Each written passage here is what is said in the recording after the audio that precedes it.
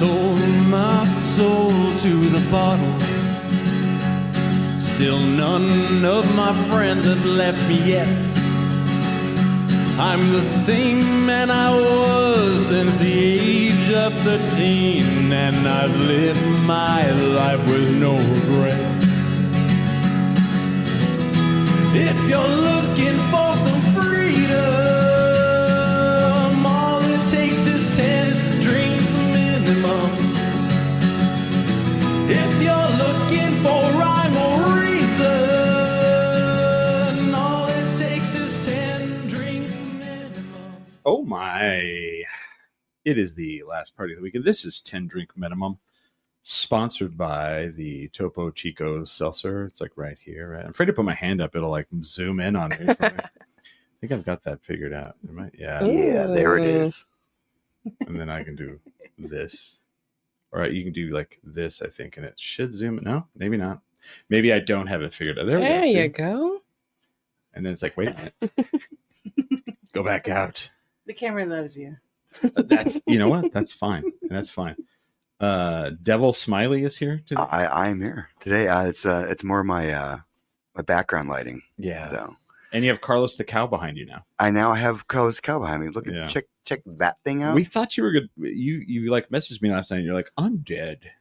I said I had a fever and I was not sure if I could make it to the show. He's like, I got the black lung pop. No, he did message me, which I totally appreciated. And so then I was like, well, shit. So I better call in the big guns. So I called in Sarah and Kelly. Hey. From Dry Heat Comedy. And then Smiley, he showed up. Yay. I mean, You're welcome. I know, right? Thank you. I brought all the Topo Chico. You did, because we were like, after the Ming invasion, we were wiped out. Our Topo Chico resources were depleted. we were near the end. I was like, these are dark days, Brody. You should make like a new, almost like a Oregon Trail game, but it's just going through a weekend at Comic-Con, and like you have to fill up all your supplies. And You're like, almost out of Topo Chico. Yeah, exactly. You died of heat exhaustion from wearing your costume for too long. One of the Power Rangers has died of dysentery. Yeah. Oh no. You ate bad guacamole in the green room. Ew. We definitely have a really cool guest with us today.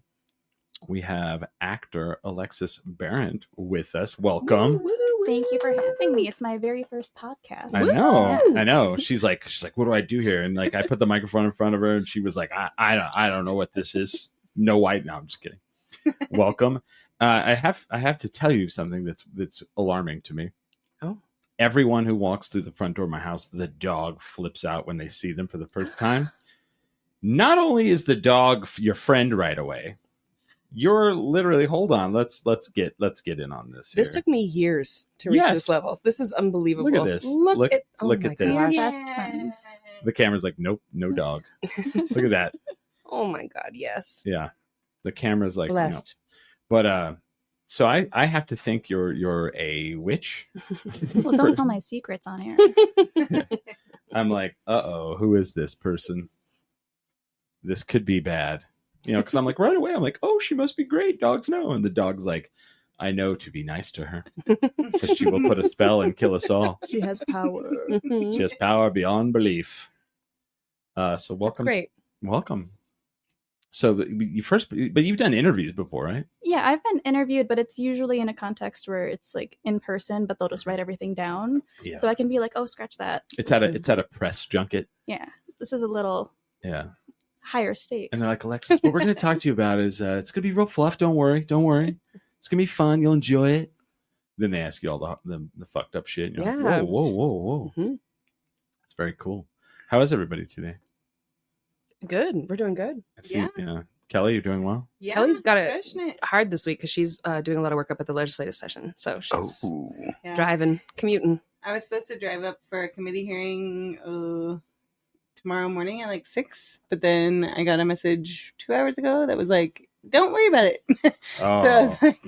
So I'm feeling good. Things are great. Those are always the best, when you're like dreading some shit and then they're like, you know what? don't even think, I think we're going to move that. And you're like, oh, okay. You're like, yeah, okay, if we have to. I think this will work as an And then you're email. like, yes. Yeah. Yeah. This whole session could have been an email. Right. I mean, that's life right there. So, Alexis, so you're an actor. Yes. So how long have you been doing that? Professionally for like 3 or 4 years, but it's something I've done since I was a kid. I probably started around 8 years old doing theater and classes. Okay.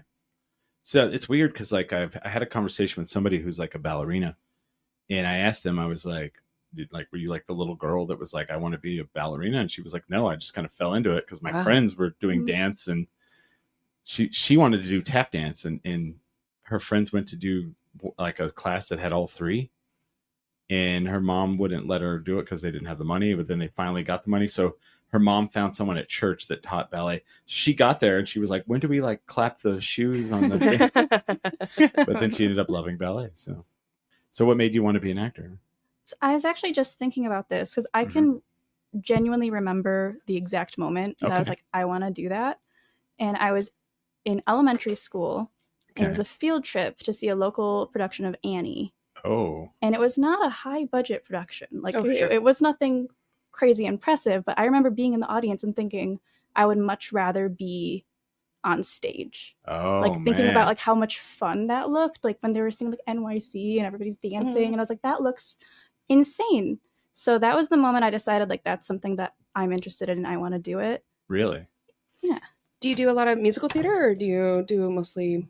I do a bit of musical theater. I don't have the strongest voice, so it's something that's more of like a hobby than a professional thing that I do, but I really enjoy it. And I actually spent the summer teaching like a kids musical theater camp and putting on like little children's productions. It was really fun. That's so fun. so Did you do Cardboard Playhouse? It was Cardboard Playhouse. Oh, Yeah. nice. Yeah. They're doing what do they have? Hadestown. Hadestown, right now? yeah. That's a great show too. Your agent hit me up and she's like, "Do you want to go to this?" Yes. So I'm probably going next weekend. Yeah, Or the it's a weekend good after. show. I'm One gonna of try them. to go too. She didn't ask if you wanted to see Hadestown. She told you to go to Hades. Yeah. I was like, "You guys have Hadestown? Yeah, you can go to Hades, you son of a bitch." And I was like, "Whoa, Carissa, I will go if you need me to." Hell, don't twist my arm. To the play. So, I think we're going next weekend too. Yeah. are you? Mm-hmm. Oh, We usually try. I mean, Can we you support the boss. tell me when you're going so I can go with you. Okay. Okay. Usually it's the Sunday matinee one that we try to get to. I know. Tough for you. Tough for you. Well, I don't know if we're going to do a show next Sunday or not. Oh. It's my birthday weekend. Yeah. My birthday's on Monday. Oh, that's yeah. right. My birthday's on is it Monday? I don't know. It's your birthday. I thought it was Tuesday. Time goes by quickly. I don't know. I'm like looking at shit. I'm like, that's a month away. And I'm like, no, it's not. It's like a week and a half away. Shit. Let's see here. Let's see. I don't know. We might. But yeah. So have you seen Hadestown yet? I have not. I'm gonna try to go next weekend Yeah. also. Cool. What was your favorite one doing when you were growing up? Like shows that I don't know. I really enjoyed. I was in Seussical. Yeah. I was a Yeah. baboon. Yeah. With like an added animal that's not actually listed. I did Wizard of Oz. I was a snowflake. I wasn't very good as a kid. I was Yeah. really, really anxious and shy. Mhm. So it's something I wanted to do, but then when I actually came to it, I was very nervous, and it took a lot of years of building up technique and confidence before I even got a speaking role. Okay. Was there Um, ever like another kid that was just like way too into it? Oh yeah. There were so many that like took it very professionally, that were the leads in every single show. Yeah. And so, Pushed you out of the way to get to sing in front of somebody. but it was also kind of like a motivational thing. It's like, if they can do it, maybe one day I could try to do it too. Yeah. So Chris, I sort of can't believe that you weren't a theater kid Yeah. in high school. I would if they had it. That's a good point. Yeah. Wasn't really an elective where I was from either. Yeah. They're like, we have basketball. We're adding baseball this year. Why don't you go on the And bowling next year after you team, graduate, we're Smiley? doing our town. Yeah. and we have FFA, which you have to do. Oh yeah. Mm. Yeah. There was no way around that, so I got to do Future that. farmers of America. Correct. Oh, Mhm. where Yeah. did you grow up? Clovis, New Mexico, but like when I went to high school, it was Grady, New Mexico. I was in a play when I was in elementary school. I sang Johnny Appleseed, the song in Tall Tales and Legends. Oh So- yeah. And the other kids Yeah. made fun of me because I got to do a solo. So, and they made me feel bad. They're all, we're so jealous of you. Yeah. Rot in hell. Go to Hades. Go to Hades. Everybody was. I just remember everybody was upset because we had to wear makeup. Oh, you have to though. I You have to know. read for the state. That's the Ew, fun makeup. part. Yeah. Yeah. Well, I mean, we were like elementary boys, so it's like Sure. I ain't wearing no. You didn't know makeup. It's any like better face yet. paint. I don't know, when it's like little kid stuff like that, it's always just like face paint Yeah. stuff, basically. Y'all didn't wear makeup in the FFA. We did not. The rodeo clowns? Did you have the opportunity to be a rodeo clown? Like, Why would that be a thing? it'd be so it's a fun to be like, thing. and the kids are now the rodeo clowns. And oh no, the bull got another All one. right, so I have a friend who's a rodeo clown, Mhm. and he has a scar across his forearm where a horn went right through his forearm. So, yeah, I don't think the kids be rodeo But for the clowns. kids, they could do it for like the sheep or like what? Yeah. Right. It's Come like on. mutton busting. Yeah. Yeah, that's where he got the scar through his. No, I'm just kidding. Mutton busting. One of their tusks went right through. Yeah. But Lexi, I can really empathize with like that. What growing up, I also was like always in the chorus for things and never Same. had solos and stuff Yeah, like that. always in the chorus. Mhm. I Or did. Hey, featured dancer. I was in choir for 3 years, so I did sing You tenor or bass? alto. Oh, ooh, Yeah. nice. I had so earlier this week, I had a little bit of congestion, Mhm. and it gave me really good alto voice. Mhm. And so I was singing for everybody at work, and they were like, "What the fuck?" Damn. So, I don't do it very often, but yeah. But so okay, so you were in the cardboard playhouse, Yes. and then did you just get the bug, and you were like, "I got to do this"? Well, also, just to clarify, I wasn't in Cardboard Playhouse as a kid. I didn't grow Yeah. up in New Oh. Mexico. Whoa! Yeah. I'm gonna need you to leave. I'm just kidding. Where'd you Okay, grow up I'll at? go to. I grew up in Michigan, Oh, great, Michigan. Oh, Yeah, cool. Michigan's Cool. cool. a little far Detroit, from here. Detroit. Detroit area, yeah. Yeah. Nice. Yeah, I had a friend that he grew up in Kalamazoo, Oh, yeah. and he would tell people, and I'd be like, I don't know if that's a real place. Your little Sounds like a cartoon big town. town. Sounds yeah. like, is that where the unicorn meat comes from? Yeah. Kalamazoo.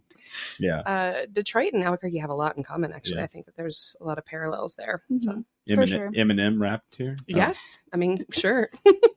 What? We've had plenty of white rappers in the years. So we can, yeah. So how long? When did you move here? 2020. Oh dang. Yeah, So you not, haven't not been here great long. timing. So how do you feel about New Mexico? I like it. I definitely don't regret coming here Okay. at all. I don't know. I don't regret. I coming don't here. regret it. That's the best way to put it. It's a I good got- answer. That's It's a solid answer. That's like a very good answer. Like, you know what I mean? It's not like this Mhm. is the place I like see myself being forever, but Oh really? No, I'm just I enjoyed my time here, and I think career-wise, it's been really helpful. Like if I Yeah. had moved to somewhere like LA or New York, I would probably be homeless right now. Well, yeah, because your house would have burnt down. Well, come on. Ow. No, You could have moved to New York. Come on. Yeah, New York Yeah. would be fine. that's what I was talking about. Your house could have burnt down in New York.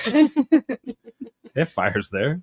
Yeah, Mm. yeah, Never they know. do. Sometimes there's bad like gas work in like the basement, and it just Oh takes the no. whole building. Yep. Don't Yeah. tell me things like Yeah. that. Oh, yeah. I was gonna actually visit it this year. You should go visit for Oh, I Yeah. was just there. no, It's, yeah. it's so much fun. It's It's the so best. fun. Sarah and I met in New York, so we lived there for like a long time. So New York is like for us. It's home. And it's crazy because neither one of you, you're both from like kind of the same region of the United States. Yeah, we But moved you- across the country to meet the girl next door. That's what I always say. Listen, Texas is a whole nother country, right? Oh. No, I'm just kidding. What I love about Texas right now is watching the people in Houston go, "What the fuck is happening? Why is there snow here?" It's so Oh. cute. It's like the cutest reckoning with climate change that I've seen. Yeah. Did you see some people skiing down Bourbon Street? I love that. I was like, that is fucking a trip. I showed it to my mom and she was just like, what's going on? I was like, it's called climate change, which means the climate's changing. So, One of our favorite comedians in New Orleans, Mm. was on Bourbon Street, and he also he was making a bunch of content, and he kept grabbing stone, licking it, and being like, I don't know if I needed to do that. I think that was maybe too far. Ryan? Yeah, right. Yeah. and the answer is no, No. go ahead, do it. I mean, come on, what are you gonna do? Did you ever make snow ice cream when you were a kid? Oh, No. yeah. Yeah. No, yeah. Yes. So you grew up in Michigan. I mean, Yeah. Jesus. We got crazy snow. She's crazy like, winters. yeah, snow sucks, man. Yeah, I don't miss that. No.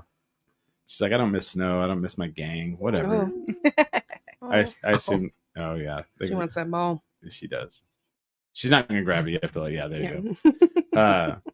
So you were acting in Michigan, and you're like, did you like come to New Mexico because of the amount of stuff that's going on Yep. here? 100%. Interesting. Yeah. Well, like, how did you find that out? Google. You're all, where are the places that are filming at the moment? Yeah, pretty much And it's is all exactly how it went. Atlanta or Albuquerque? Yeah. Michigan used to have the same tax credit that we do Yeah, but that ended a long time ago. Yeah. years ago. Very, very long time ago. They made that Wizard of Oz movie with James Franco there, and I think Yeah. that was the last one. And think then they we were got like, James Franco ruined it, as he so often does. But little Bobby Tucker says Topo Chico, as he often does. I don't know if he likes it or he just likes yelling that. So It is fun to yell. I will give it that. yeah. Topo Chico! So then my question on that is like, so when you were moving here, you Googled it. Mhm. What were like the things you Googled and found out about Albuquerque that you were like, Well, it was actually specifically the Movie Maker every year comes out with a list, Mhm. and they Okay. just came out with the list Mhm. like last week, and Albuquerque's #1 again. Again. So yeah, take that in your face, United States. We are part of that. We are part of the United States. And that's, We'll see. anyway, We don't know that. keep going. we're gonna be New America soon. Well, we now have a Gulf of America now, so I don't know. Yeah. You know, That can't be real. my favorite meme was we never had blizzards in the Southeast. The Gulf of America sucks. And I was like, that's great. So the list came out and you're like, all right. Yeah. So what happened was, I graduated from college Mhm. during like the peak of the pandemic, where everything was quarantined, everything was shut down. Dang. And I was like, well, what am I going to do with my life? Because I had job off. I was actually almost a news anchor. Oh, Mhm. nice. When I was graduating college, I got like a big broadcasting scholarship, Ooh. and I had a bunch of interviews for news stations all around, and I was like in the process of it, and then everything shut down. I was like, oh, well, there goes my post-college career. What am I going to do? This is Channel 4 and I'm Alexis Berent. Mhm. And this is your news, right? Next Pretty after much. the break, Yeah. he climbed to the top of Mount Everest, but He's But he's gay. I mean, blind. Yeah, that's my favorite. Or It is. Yeah, he was. That happened here in New Mexico a long time. It was like one of the first viral videos, and it is my favorite. Yeah. Yeah. I love it. We joke about it all the time. I love when there was there was like a lady and they would call her, they would say her name. They'd be like, her name is Sarah Gutierrez. And I was like, Gutierrez? Are you talking about Cynthia Izagirre? No, Okay, there was she no, was- the lady really? was like, because I grew up with a lady, like her last name was Gutierrez, you know? Mhm, mhm. And they were like, Gutierrez. And I Oh, was like, what? Too the many. hell? Sounds like an AI voice when Yeah. they say it like that. Yeah. So were you excited to do like broadcasting? no, it's something that kind of fell in my lap because my last year in college, I was on this kind of talk show thing. It was like a locally broadcast talk show where we would interview like local business people and alumni from my school. Okay. And through that, I earned this big like Michigan Broadcasting Scholarship. And through that, there was a big job fair at the ceremony. And it was not something I wasn't a journalism major. I was a film major. It's just something I started doing. And I was like, you know what? That's a career. Like, Oh, wow. that's a job that I could do. So it's something I fell into, but I wasn't really in love with it. So it wasn't the worst that it didn't happen. It was more just really scary in the moment because I thought I had like the next couple of years planned out, and then Sure, everything went yeah. away at the same time. And I was like, well, what That's- am I supposed to do? That's called life. It You're like, I know what I'm doing. And then life goes, no, you don't. No, but this is like special. I mean, 2020 was special life. That's Oh, a yeah. special life Yeah. situation. That's a Yeah. wild thing to Right. like That's true. I was graduate into. I know I was booked. I was booked that year for like 4 more projects, and they're all canceled. Oh gosh. And I was like, I guess I'm napping a lot. We were supposed to get married that year, and then Oh, we we had had to to cancel replan our 3 wedding. times. Yeah, it was awful. So you just napped? We just So- bought a house instead. Yeah. But That's smart. so, Alexis, so were you were doing acting stuff before that though, right? Yes. You were also okay. Yeah. So, I think after 2020, it's been wild how much the audition process has moved to being almost exclusively just do it in your own house. Yeah. Mhm. And for me, before that, I'd really only ever done theater. So I was a theater minor in college, and I went for filmmaking because I was like, well, that could be a steadier career than like trying to pursue acting. I could do stuff behind the scenes. But while I was in college, I just ended up like every time somebody had a short film for a class, they'd come to me to act Oh, in it okay. Yeah. because they knew like I was also an actor. Yeah. And it just became my thing. But I wasn't really considering pursuing acting as a profession. So I just did like theater through my school, short films, and then the pandemic hit, and I was like, maybe I will pursue what I want to do and what I've always wanted to do. But when I moved here, self-taping is all I've ever known. Oh, that's Okay. nice. Yeah. I've never really done in-the-room auditions other than callbacks, which there aren't a lot of those in person even either. Oh, really? Yeah, it's pretty Wow. rare. And it's weird because like I've interviewed for jobs since everything shut down, and everything's that way. Where in my sector too, where like they're like we're gonna send you a Teams invite and we're gonna do it over the team, and then there's no video. Oh, you know? wow. And it's so weird because it's all audio, and you know, and there's like the last interview there was 7 people in it. And so you didn't know who was going to ask you a question. Like it would just, and you didn't know what they look like. And then I get hired and I have to go work for these people that I have no idea what they look like. So it's kind of like weird. Okay, cool. So I guess it's kind of the same. I feel like So- this is a security clearance thing. No, they don't want you on that. It's weird. It's another one of those like, It's so hard to get hired at Anonymous. yeah, right. And I'm like, come on, man, hire me. It's They fine. are looking to grow this year. Yeah, right. You're going to give me trouble. I know. They'd be all- I'm just joking. Are you trying out for Anonymous? Yeah. Like, no. I'm a comedian by trade. Please, it's just a joke. Yeah. I promise you, it's just a joke. It's fine. They already know everything. So Yeah, of course. Yeah, they like, he's listen. not. They listen in on me, so it's Yeah. fine. You have a podcast that you just tell You the talk all truth the on. time. I know people. Everything. It's really fun. Yeah, I won't go into that. But like, so what's the weirdest short film thing someone asked you to do? I've been a dead body in a lot of things. Yeah, I was gonna I've say. been the Mhm. murdered person. I'm also, I have like a hypermobile joints. Oh, okay. So I can usually be like, bleh. Mhm. So that's something, I guess it's weird, but it's also something I'm used to doing at this point. Yeah, that's interesting. There is Yeah. something about like, especially like dude scriptwriters, where they're just like, and then we'll have her be dead. Yeah. You're like, oh, okay, no problem. If that's what you need. One of our really good friends from New York, like she has been an actor for like that's her whole job, has been an actor for at least 20 years now, and she fully just like every So SVU, many Law and Order. like, Yeah, exactly. dead body, dead girl, Really? dead Babysitter. Yeah, exactly. If she's lucky, she's like, I get to talk a little bit, and then I turn up dead. You know? Yeah, she's the bartender who worked with the girl who ended up dead. But I mean, one of the best 48-hour film projects I ever saw here in Albuquerque had Chad Burnett. What? You know Chad. I don't. Yes, he's the newscaster who was in Trick Lock. Oh, okay, yeah. I didn't know his last name was Burnett. If I'm messing that up, that's crazy because he's No. one of those guys that like helped me. I think that's right. But he had this video where he was like talking to a girl the entire time, and he was like a mad scientist, and it was a dead body in the cooler, Okay. and it was my friend Emily. And then he gets in the cooler because they're like coming to bust it up with like and arrest him. And he's like, I love you to the dead body. And then at the very end, the lights go out and the dead body just goes, I love you too. Because it worked. Yeah. It worked. It was like such a great little story, and it won every award that year. It was so cool. That's cool. I did one 48-hour film festival with Smiley. Oh yeah. And it was, and I did it with these guys that were like, yeah, we make movies. I don't think they do. I really don't. Like one of the guys was like, I'm a sound engineer in the movie industry. I don't think he is. Like, Yeah, there was a lot of that was interesting. I come like right from set, so I could do that, saying that in the morning. And they're like, okay, so you know what the scene is? I'm like, you haven't even given me a script No, yet. What am I I don't. doing? Yeah. And like after it was over, I was like, I could have done so many different things that would have fixed this, but like I trusted those, so It's the process. I mean, have you done some 48 hours? I've done a lot. I bet. Yeah. Of 40. It's actually how I met my fiance. Yeah. Oh. Yeah. That's is it a cool story? No. He was a dead body. I had to climb into the I refrigerator. was a dead body, actually, and he wrote the script. Is that right? Yes. No way. Wow. That's cute. It's a meet cute, but it's spelled Does- MEAT. Yeah. Does he live here? Yeah, we moved here together. Oh. Yeah, we met in college. Oh, okay. Oh wow. So it's the whole. So you guys got the thing together. So what was your biggest apprehension of moving to Albuquerque? Can't Well, go for the so- good things, Chris.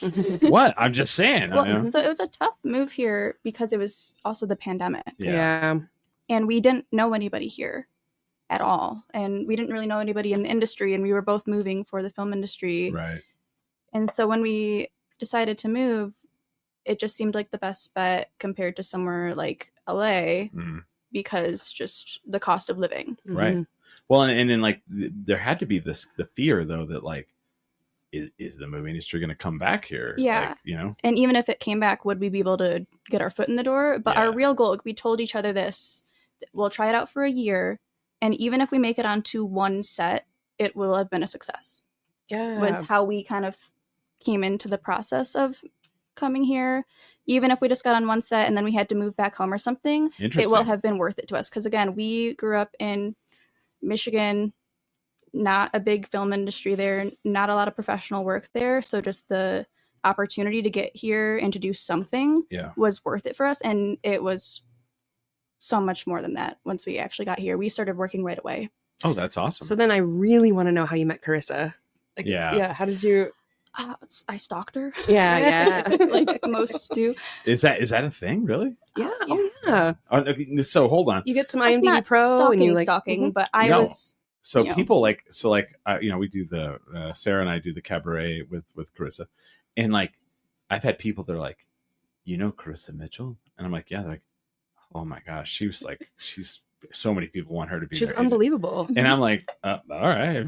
And so you like stalked her. You're like, I where does she hang out at? Not in that sense. It was more about a month after we moved here and we got a little settled down. I was like, okay, I got to really get into this. I need representation if I'm going to work. And yeah, Mitchell's one of the best agencies here. And I applied to a couple of I pretty much like picked out like the top couple, but I was really set on Mitchell when I first got here. So I just made sure I had all my materials together. I got all my letters of recommendation from like people that knew me in college that I worked on their stuff. And I just got really lucky, honestly, because I got a response within a month. Oh, wow. And some people, it can take like 6 months to a Oh, year. serious? Wow. Yeah. I got really lucky. Within a month, I got a response and an interview and I was signed. So it was a very quick process for me, but I try to tell people do not expect We that. throw the ball to me.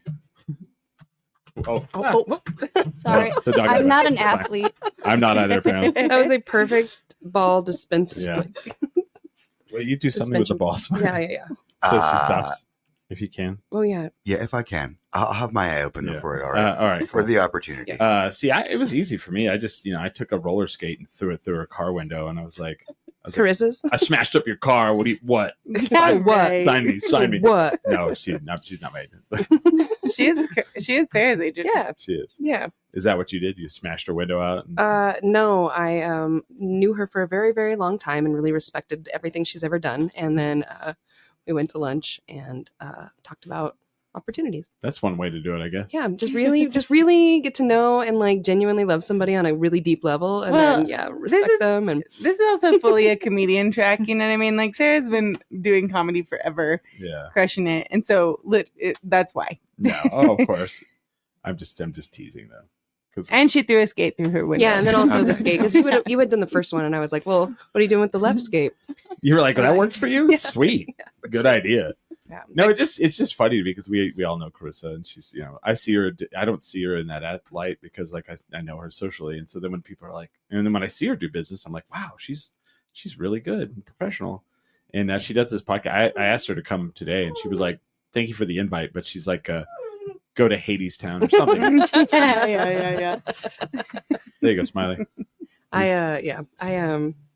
I deeply respect the work that Carissa does and what she's done to build up opportunities for people here. It's like so cool. And sometimes the comedians don't even know, like they'll come and do Alma's cabaret, and I'll just be like, did you have a good time? And they're like, yeah, that crowd was incredible. And I'm like, yeah, for real. It's one of the best live shows that we have here in town. And then additionally, to be seen by Carissa at all is such a cool opportunity. And none of them even like, I have to be like, do you understand? Like you have to see like, she got people on The Mandalorian, dude. You're kind of auditioning right now. Yeah. And I didn't even think about that. They are kind of.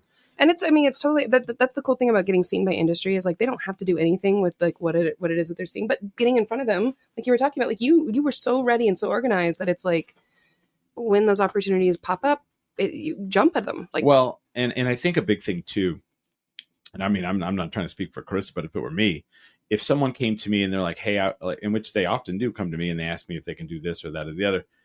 And from my friend Sarah over here hello. and Kelli, I've learned some tricks, but I'm like, if someone comes to me and they have like, they're just like, hey man, I want to do your show, man. And I'm like, oh, okay, well, what do you do? And if they're just kind of like, they don't have any idea of what to say, then I'm, I kind of blow them off. But then like, there's like some kind of steps that people don't realize exist before the jump in. And so if you come and you're like, hey, here's my portfolio, here's all the things I've done, here's it shows that like you are serious about your craft and serious about what you're doing. So I think that that's one thing that people that don't understand, that like is great to do when you're, in this industry, because so many people want an agent. So many people want to do the same thing you do, but I mean, not everybody gets to, and and part of it is like showing initiative, showing up, and showing that you're here to work, and not Exactly. and you're going to show up when they send you on set. Yeah, and people, they don't want to put they don't think of acting and filmmaking as a business. No. They're like, this is what I want to do and I want to be famous, but they don't think of it as a job. And this is a job. Like, you have to show up, you have to be professional. And the thing is, too, if you've ever been on a professional set, it can seem sometimes very laid back and very casual, but you were still showing up to a job. Yeah. You were still putting in work. You were still making your impression on people. And you have to put in the work. It's not just going to fall in your lap. No, hell no. In anything, like, okay, so the thing that's kind of cool is we have like 4 different disciplines in the room right now. Well, was that CJ? Yeah, it was CJ. CJ. CJ said, "What's up, guys?" What up, Hi, guy? CJ. CJ Cullen from New Jersey. He's actually he teaches film to high school students. Oh, cool. But we have an actor in here. We have a comedian. We have a writer. We have a podcaster. And then we have another guy who's in the movie industry as well. I did start off doing a professional dance, so that's where I Yeah. started. So five Yeah. different disciplines. So and I'll tell people out there who are watching, there's not one single one of these that doesn't take a shitload of work to be successful in. Not one of them. And that's just how it goes, right? You know what I learned last night? Like sometimes you take things for granted, right? So we do almost AAA cabaret show, Sarah and I, and we get to see like drag queens that come in and perform, right? Well, I took for granted that there are different levels of drag queens. Oh, yes. And we get kind of the cream of the crop on the AAA cabaret, because I went to a show last night, and I'm not saying anybody was bad, but there were definitely some that were, there were like the openers and the closers. Oh, yeah. And I was like, oh shit, I never even I never had thought of that, There is a bar in New York that does a drag open mic. So it's like you can come with a piece and you can have like the DJ like play it for you and try it out. And I was like, every art form should have some form of like free entry point to what you're doing. And I was like so enamored with the idea, like you could just show up in drag and just be like, hit it. I think it's a great thing. You bring your own like portable curtain to come out of, to like bust out of, Yeah. Yeah. But so I think when you probably sent her like probably a professional packet, she probably was like, okay, let's move that one up, throw some of these other ones away. I don't think she's doing it. No, I'm kidding. I'm kidding. Did you have to like call and be like, hey, did you get my application, or did it just happen? It did just happen, but I think I did email or like message a few times. Hey, I don't know if you saw my resume, which you should not do. No. You're not supposed to do that. Sometimes that will get you turned away if you're harassing them. But I was just so, I don't want to say desperate, but I wanted to start working as soon as possible. Yeah, I was like, I want to do this. Like I didn't get like a day job. I just wanted to pursue this. There was no plan B, man. There still isn't. I got nowhere else to go. That's what it takes. That's what it takes. Yeah. Like when I decided I was gonna go all in on acting, I was like, and that means I'm gonna stop bartending. Then I got to put all my work in this. And that's scary. It's scary. Yeah. Oh yeah, man. So I wish so my phone died before I got in here, but the one thing I wanted to do, knowing that you were the guest, was pull up your IMDb and just ask you questions about every single thing. But like, what's some stuff that you've booked since you've gotten here? Yeah. So one of the bigger things I've done, which got me into the union, was a Showtime series called Waco: The Aftermath. Oh yeah. Whoa, She was you were David Koresh' wife, right? Yeah. Oh, nice. Oh my god. I played a Mrs. Waco. 14-year-old. That's what we talked about. Like the first time we met, she was like, I was on the Waco, and I was like, whoa, because I have this weird like thing with Waco. Who doesn't? So you were David Koresh's wife Yeah. And so that was really interesting. on the show. On the Not show, really. yes. Yeah, not in real life. That's the only reason why I was. I don't think I was born yet. Yeah. when it Yeah, actually no. happened. Yeah. I saw a meme. I saw a meme the other day, and it was him playing the guitar, and it's like, if you say you like rock and you don't know who this band is, Oh yeah, I mean, yeah, the Waco thing is so funny because now it's all Fixer Upper, Magnolia, oh yeah, Chip and Ship- Joanna Gaines. Like Ship- that's all they're known for. Like all, Shiplap. yeah, exactly. Yeah, So now all Waco is just like we're really beautiful. Oh, don't they Honey. have Dr. Pepper? Oh there? yeah, the Dr Pepper factory is out I there want too. to go Mhm. there actually. wait. Yeah. Do you like Dr Pepper? I love Dr. Pepper. Oh man, It's that's the only awesome. soda that I like, but I don't drink soda. But Oh, yeah. see, I call it pop. I'm from Oh Michigan. yeah, Michigan. Yeah. Yeah. So here they call it Coke. I don't. That doesn't make sense. Yeah, That just doesn't make any sense. everything's Coke. Everything's Coke. Yeah. Well, and that's because there's probably cocaine like around it. So I'm just kidding. That does make sense. What That kind of does Coke make do you want? Sprite. Yeah, exactly. Call it pop, huh? Yeah, one and of I those. get weird looks sometimes because I forget.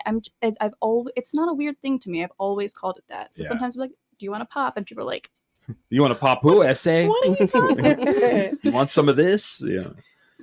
What's the thing that when you got here you were like, what in the hell is this? Like, Well, there's chili and everything. Yeah. oh yeah, Mhm. Yeah, that's yeah. that was something to get used to, and I love green chili, thankfully, but Yeah. it was something to get used to because it's on everything. Oh yeah. You can't go to a restaurant and not see it on the menu, Right. like even fast food places here, which is Mhm. really It's our interesting. ketchup. Yeah. Yeah. It's like I had to explain comes that. with green I was chili. telling someone like, yeah, you go to McDonald's, you can get a green chili hamburger, and they were like, really? I was like, oh yeah. Like, All the way up to Raton, and then the second you switch over to Trinidad, not anymore. Oh. Nope, it's my favorite. Like little. you don't get it at all. So Colorado doesn't love their green chili as much as they, they claim yeah, they to. say they do, that's but weird. They say they do. Liars.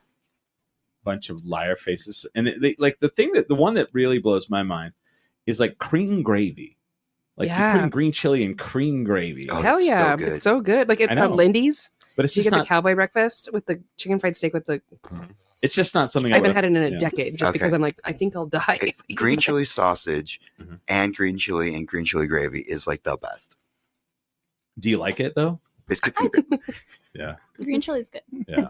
Red chili's okay. So like we had a bunch of people in town visiting last weekend, and I was like, yeah, we're gonna go down after the podcast and we're gonna check out the lowriders. And CJ, who's in the chat, was like, I don't know what you mean by that. And I was like, the Oh. lowrider cars. He's like, yeah, I don't understand. And I was like, the cars that like jump up and down. He goes, yeah, but why would we go see them? And I was like, Because it's Sunday. It's Sunday. It's Sunday. Afternoon. and I was like, these are like literally rolling pieces of art Mhm. that that like bounce, and definitely don't go up to them and say, I don't get this. Oh. I would not do that. Might not go well. How have you found Dion's? Have you guys eaten Yeah. at Dion's a lot? Oh yeah, It's like 505. Mm-hmm. Oh, 505 is great too. Yeah, my dad actually every time he 505 comes pizza. to visit, he brings it up. The 505 pizza. He's Really? like, we gotta get the pizza with the pepperoni and the green chili on it. So that's his favorite thing. How does he feel about the ranch? The green chili ranch? Any of the Any of the ranch. ranch, yeah. We usually get the green chili ranch. 'Cause, again, we're from Michigan. Yeah. Ranch is not Well, everything. but I hear you. But like, I have friends that live in DC, and like one of them will come here, and her husband has never been to Albuquerque, and he's like, "Don't forget to bring that ranch back." And it's the Dion's ranch, and she'll take like 5 bottles of each. Mhm. Just the regular ranch? Yeah, Yeah. just a regular Oh. ranch. Mhm. Yeah. My We mom have to is do the that. same way. We have yeah. to be ranch mules to Texas for Kelly's mom. Interesting. Yeah. Although she could go to Lubbock, I guess. But... There's a Dion's in Lubbock and there's a Dion's in- Well, that's Pretty pretty far, far. though. That's from like- Houston. Yeah, oh, no, it's a long- only 7 It's and the a half halfway hours. point. Oh, I thought. Wait a minute. I thought it was longer than that. It's the halfway point. That's really what we consider the halfway Oh, point. Yeah, I thought yeah. Lubbock would be farther. I thought it was like 15. No. No, because it's like from The whole drive is 13. from Clovis to Jackson, Mississippi is about 15. Mhm. So Mhm. my parents lived like right there for a while. It's a weird world, but Michigan, huh? So then you filmed. The first thing you did was the Waco. Did they film that here? That was in Yeah. Santa Fe. Mhm. Really? Mhm. It was kind of all around. We also filmed around Las Vegas. Who played David New Koresh Mexico. in that? Um, That wasn't the Taylor Kitsch one. no, right? no. He was in. This was technically a sequel to the one that Taylor was in. Yeah. But they had a younger actor play. I'm sorry. How on earth did they have a sequel to the Waco thing? Well, it's about They didn't burn up. Yeah, it's the trial. yeah. It's about the trial process of the people that survived. So I was only in flashback scenes. I was just thinking like Too Hamlet. Waco, too furious. Yeah. No, I was thinking like Hamlet 2. They're like, how are we making a Hamlet 2? They all No, died. it would be Also Hamlet. made here in New Mexico, Hamlet Right. too, though. That would be called West Hamlet Mesa. to be or not to be. Right. Well, no, there's a movie Hamlet 2. Yeah. Yeah. And they're like, you wrote Hamlet 2? They all died. Like, but like Waco, they're like, yeah, it's a sequel to the Waco story. Like, what? It's mostly about Dr. Pepper. Yeah. maybe he didn't die Chip in and that fire. Joanna Kane. Yeah. Yeah. All of a sudden, David Koresh drives up in a big like Dodge Beep, Charger. beep. Yeah. Get in. Family, Yeah. like drinking a Corona. That'd be awesome. So what else have you done here? Well, so Waco wasn't my very first thing. Before that, I booked like a small commercial for a Wi-Fi company. Oh, yeah. I was Oh. a TikTok dancer. Oh, nice. Everyone on set just assumed I was an actual TikToker. Oh, And I was wow. like, no, I memorized a dance and auditioned with it and got really lucky. And then I did a lot of background work, actually. She's like, you're watching like Fortnite, watching all the dances. Pretty much. Backpack Just kid. copied it, like Mhm. move for move. But we did when we first got here, me and my fiance both did a lot of background work. Okay. We did Roswell, New Mexico a couple of times. Mhm. So we were like waiters on that. We were salsa dancers. We were hired Yeah. to be salsa dancers, and we were told we didn't have to be professional dancers. And then you got there, and they're like, And they expected us to be professional dancers. 5, 6, 7, 8. They were no joke. They were like, "Okay, can you do some tricks?" And Oh we were my like, gosh. we don't know any tricks. yeah, but we you pull out made it. you pull out the cards. They're like, all right. You do that like swing dance move where you like move in and move out. They're asking us to do some spins, and we're not dancers. Oh man. It was we memorized the basic steps. And Smiley's over there on the side. He's like, I wanted this role, and I can dance. Oh no. I mean, I do recall that, but I'm not going to go all the way out to Roswell. Oh, they didn't film It it. wasn't in Roswell. It was They in didn't LA. fucking- All I right. know it wasn't in They didn't Roswell. film that. No one First of all, filmed that in Roswell Is this because so? Is this the original series? No, it's the new No, one. come that was the on. new one. It's the new one. Because the original one's like old, right? Yeah, Like, that was in. Yeah, if she wasn't alive during 2000. Waco, she was not ready to be a salsa that dancer. was the one with Yeah. Katherine Heigl. Yeah. Was the original, which Yeah. I don't know if I should say this because I'm in it, but I preferred the original. Yeah, Oh. good. It's more campy. This one was a little well, too serious. all right, but I just have an issue with the original. Like everybody's like, and then they ran into the forest. No forest. Have you been to Roswell, New Mexico? There is no motherfucking trees. I'm from Eastern New Mexico, and people are like, yeah, they ran into the tree. They were down there by the lake, and I'm like, no, they were Nothing not. out there. That's not what the fuck is this? Like, Okay, but maybe it was a mirage. we were so angry when that show came Because out. of the aliens. Yeah. Yeah. Maybe. Hallucinating. I was at the 50th anniversary of the Roswell landing. Oh yeah. I met Paul Rodriguez there. They were giving out free autopsies. And, Yes. Like, yeah. Well, everybody thought Demi Moore was going to be there. Everyone thought that Will Smith was going to be there because there was like, rumors. Because Demi Moore is from Roswell. Oh, And Demi Lovato was also. yeah. All the Demis. Right. The Demi. It's a real Demi kind of town. Yeah. But so you run the second one. Yes. That's kind of I haven't watched any of those because like I started watching the first one and I was like, what? And I saw trees and I went, nope, done with this. It's very different than because I watched the original show. Also, when we moved here, we just watched everything that filmed here or sort of filmed here was So about smart. New That's so Mexico. smart. And Okay, what was the show that came out right around Breaking Bad time? Also Cold filmed. Case. No. And it In was Plain Sight. that one. That's the one. I just remember like that lady, like the Breaking Bad people were smart. If they didn't like it here, they didn't never say it. Mhm. She didn't like it here and she said it. You remember that? Because of how In Plain Sight was here in New Mexico, I have never watched an episode of Breaking Bad. Like I was like, whatever gets made here, I'm sure they're all snotty people from out of Yeah. town that don't like us, and so I missed everything Breaking Bad. And so sometimes when I'm Yeah. like in out of town, like performing, and people are like, Breaking Bad, Better Call Saul. I'm like, yep, no, yeah. You never watched it at all? I No. can't believe that you haven't. Not a Wow. single episode of either one, You but I have to. yeah, and then now I'm just doing it as a Well, so dumb she. hipster, but I should do What it. was for her real. name? What was the lady's name that did that? In Plain Sight. Mrs. Plain Sight. No.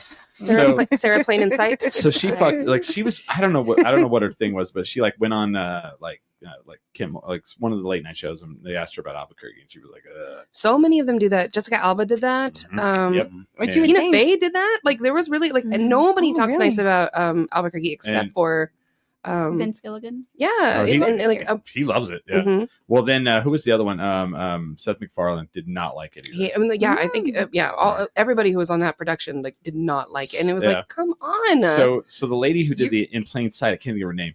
She comes back because they're filming again, and it's like you want to shit on the city, that's fine, but if you have to come back there, and especially this one, Mhm. people are not very nice. And she's on the radio one day, and I'm driving, and they're like asking her about it, and she's like, you know what? She's like, I was just really tired, la la la la. And she's talking about it. Then she did the dumbest thing I could have ever imagined. She goes, I live here. I have a house here. My kids go to school at blank instead where they went to school. No. And I was like, are you stupid? I was like, you're clearly stupid. Because I would never in a million years let people know where my kids go to school after I said that I hated the city that they live in. That mistake was in plain sight. Yeah.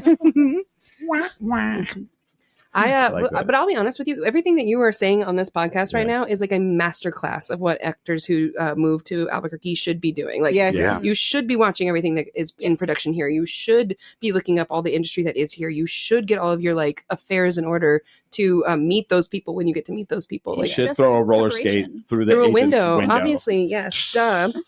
So like you've just done everything so right. Right. It's so great. So When I started, that was how I started. I was like, Mhm. who actually does the freaking casting here? And I would Mhm. watch it, and I'd be all, Mhm. I'm gonna find them. Smart. that is pretty smart. Smart.